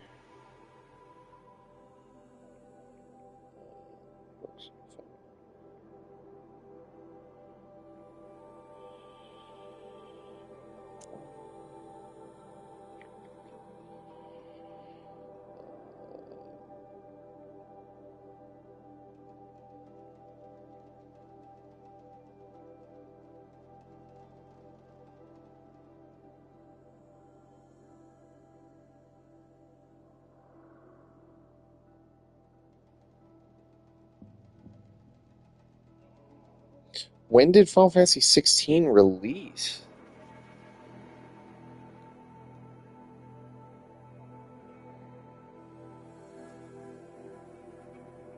Developed Square Enix specified it was released June 2023. Yeah. And it didn't win Game of the Year. Well, there you go. It didn't win Game of the Year, so maybe I didn't. Wasn't sure about Final Fantasy 16 because I played that but didn't finish it. It's like, well, if it... Again, I don't know. I love Final Fantasy 16. I want to finish it. I think there's just so many damn fucking games coming out for... Nora, huh? Yeah, that year was crazy, man. 2023. Just non-stop game releases. And this year was pretty much no different, although we did have a couple breaks in the release chain, which was cool. I think we're in another break right now. Shit's not... I don't know, we don't have stuff releasing till like January, late January, February. Maybe a couple oddball releases here and there, but until now and then, but I don't think so. It's like a stealth release and stuff. Figure it out. Even the next will be between GTA 6, Elden Ring, Night Rain. It's possible. I think there's a big question mark on Elden Ring, Night Rain. If it's well received and well liked, it's definitely going to be Game of the Year conversation. But I think I'll say this: I will be surprised if it's not GTA 6, because I think it's straight up just going to be GTA 6. I think people are underestimating GTA 6. I think it's going to be a behemoth. It's going to fucking sell like crazy. Regardless of, I don't know, it's a parody. Like, it knows how to make fun of the United States, and it knows what it's parodying. So, like, I don't know. I think it's going to land with people.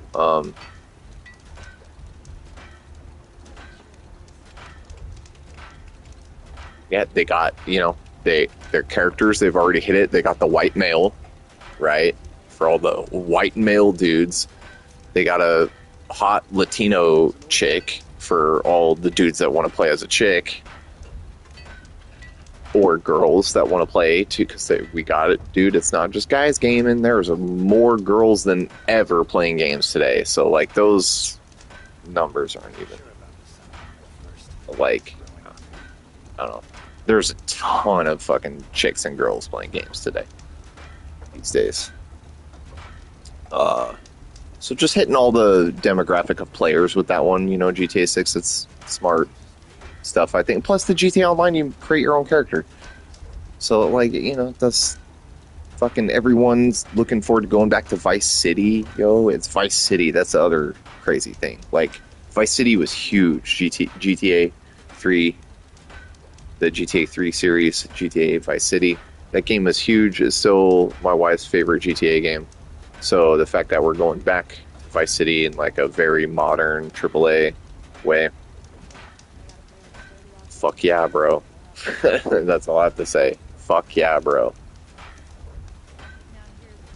Game being based off of the state of Florida is going to be absolutely hilarious. Florida man is going to be all over that game. It's going to be good times. And because of the big blockbusterness, because of the technical prowess behind it, they are usually always masterpieces on a development under the hood, under the engine kind of level. It's going to be exactly what you just said. Comedy Central. It's going to be fucking hilarious. And on that note alone, it's going to get attention, and I think it's just going to be, plotted. Dude, Kojima is a fan of Rockstar, right? Rockstar Games makes Kojima nervous about his game releases, so, like, take that in, dude. It's going to be a big one. It's going to be huge. I expect even one of the actors, whether it's the dude or it's going to probably be Lucia, the chick, she'll probably win Best Actress.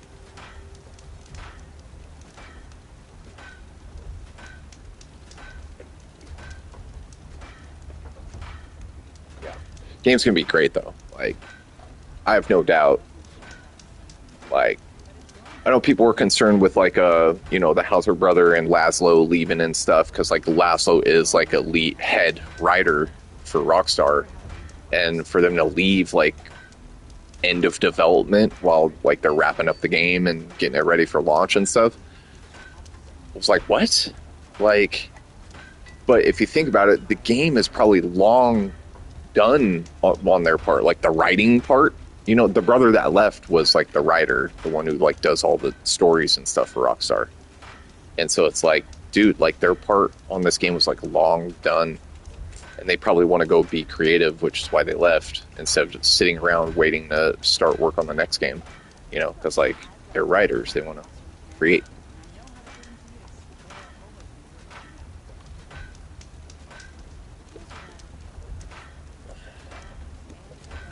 So, I don't know. That's my 2 cents on GTA 6 and Rockstar. What to expect for award ceremony next year. It's going to be real good times. As long as it doesn't get delayed into 2026, which I don't think so. I think the sucker's coming out October 25th. I think they're going to land their target, It's why they haven't said anything. It's...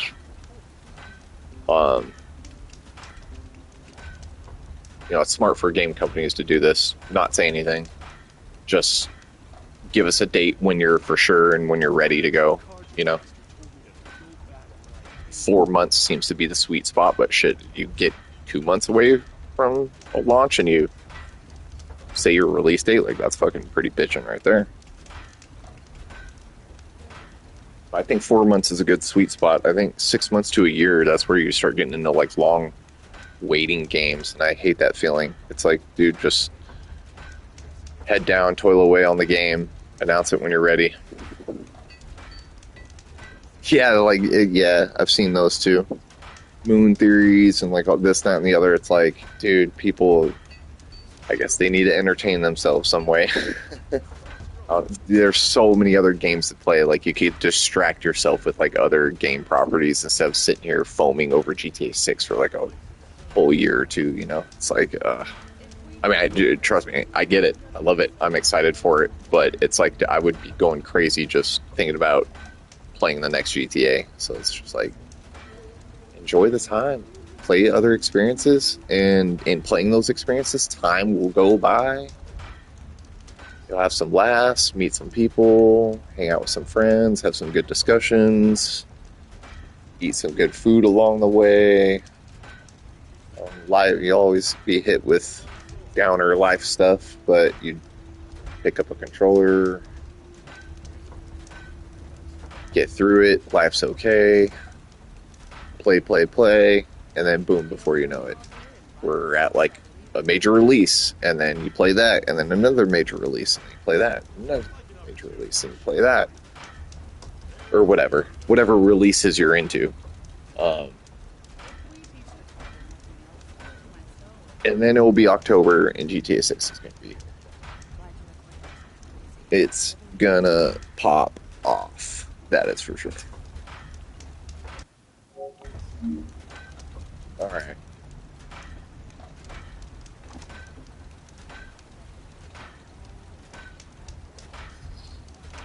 I think standard. There's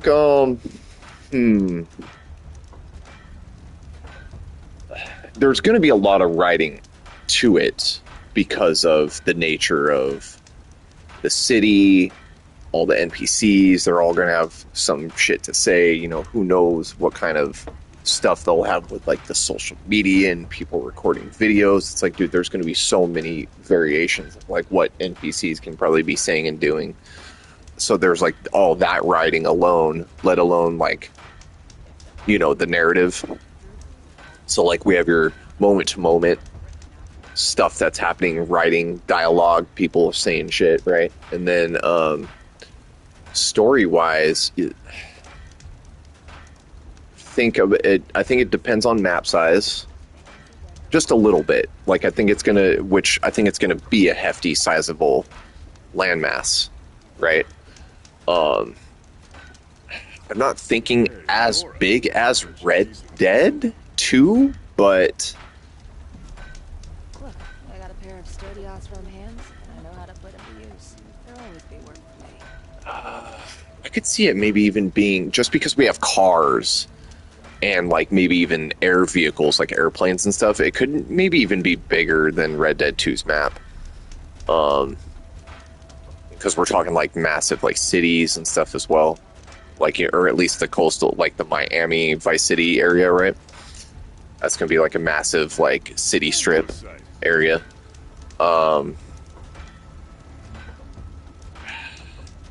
Depends how much they're utilizing the map for the narrative. Well, of course they'll take us all over the map, but like kind of keep in mind with GTA 5, kind of keep in mind what they've done with Red Dead 2. Like that was a super long game, but Red Dead 2 had a specific design purpose to be slow because it was kind of a, you know, it is a period piece, so the slowness of the game meshed well as a design function.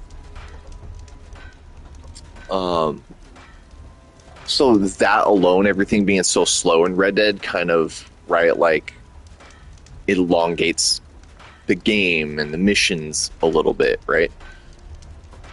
Everything's modern and kind of feels streamlined with GTA 6, or with GTA in general, because, you know, it's cars and ammo and guns and like loot, and you're getting cash, and so like there's all these like, I don't know, more, you're not searching bodies like, and taking a long time to do so in Red Dead, or like in Red Dead, right? So I'll be curious to see if they put stuff in like that in the game, but I don't think so. I think they're going to stick to the Grand Theft Auto tendencies of just like loot falls, and you walk over and pick it up or whatever. Because Red Dead 2, narratively, like getting through the missions and the stories were super long. I thought GTA 5 was a real nice, good pace for the narrative story that they told. What would I say GTA 5 was about, like, I don't know, I would almost say GTA 5 is like 45 hours, give or take how you like to play.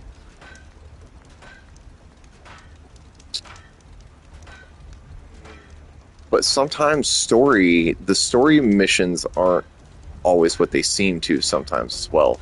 But GTA has kind of always had a nice, like, kind of like 20 missions or more kind of a structure.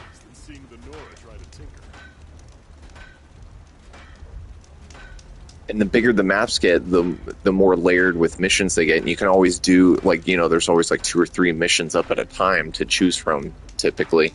Sometimes you get funneled into a narrative part, right, where there's only like 1 or 2 choices available. But for the most part, it's like go work for whoever's like available at the moment. And, you know, of course, like those open up story chains or a narrative chain or something like that. I could see it being 60 hours, give or take, but I'm not sure if they would want to chance that with that long of a narrative. So maybe they're tuning it down to like 30, 40 hours. It just depends how dense the mission structures are. Like, how many mission NPCs are there? Because, like, Red Dead 2 is so fucking long, dude. And that's, like, a hefty game. Like, a lot of story going on there. And, like, all the different chapters that they had and locations you would go outside of just the main map, right? Like, they even sound, I feel like there was a rumor during this development of, like, there's gonna be a mission where you go to Los Santos. And it's like, that would be nuts if, like, you just access the GTA 5 map, Los Santos, and, like, do a mission there. And then, like, hop back over to Vice City. It's like, that would be nutty.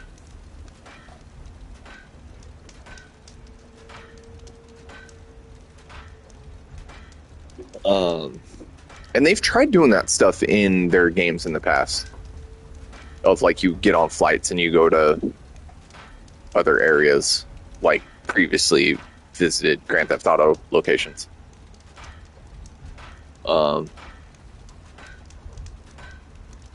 Shit, I feel like the original GTA Los Santos had that, didn't they? Like, you could fly from Los Santos to Vegas to San Francisco and back down to LA or Los Santos or whatever.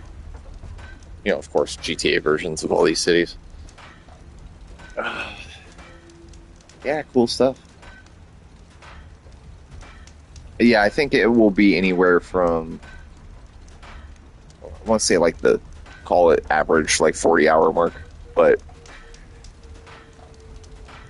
now, if they have some fun, I can see them doing, like, you know, 50, 60-hour kind of a story, depending how crazy they get with it, how deep they go. They could even just cut the main story down to, like, 35, 40 hours, and then they have, like, 15, 20 hours for, like, the side missions and everything that's, like, side questy.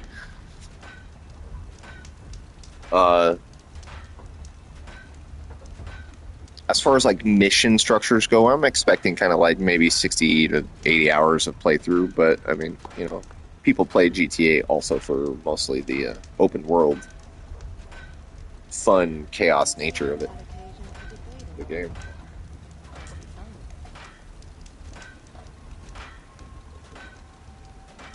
But, yeah, alright, man. It is getting late. It's been fun chatting with you, bro.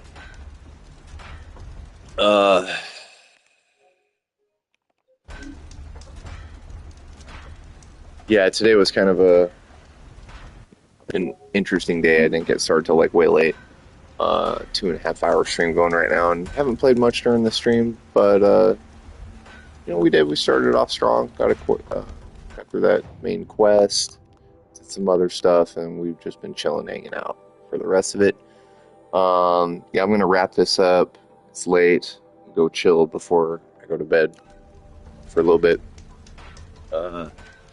Gray does appreciate you hopping in, checking out the channel, and hope to see you on the next one. So I'll be streaming tomorrow. I should be streaming tomorrow anyway, and it should be this, along with some, if the squad is on, we'll be doing some Black Ops 6. And this, and the sooner I get through this, the sooner I hit up Soul Reaver 1 and 2 Remastered, as well as get a Blasphemous 2 playthrough going, or at least pick up the playthrough that I had started, literally, like, played 5-10 minutes. Something like that. Yeah, so those are the games on the horizon. So, yeah, thanks for chilling, hanging out once again, and hope to catch you on the next one. All right. Yeah, I'll be tomorrow afternoon sometime. Cool. Take care. Have a good night, good day, wherever you guys are in the world, and peace out.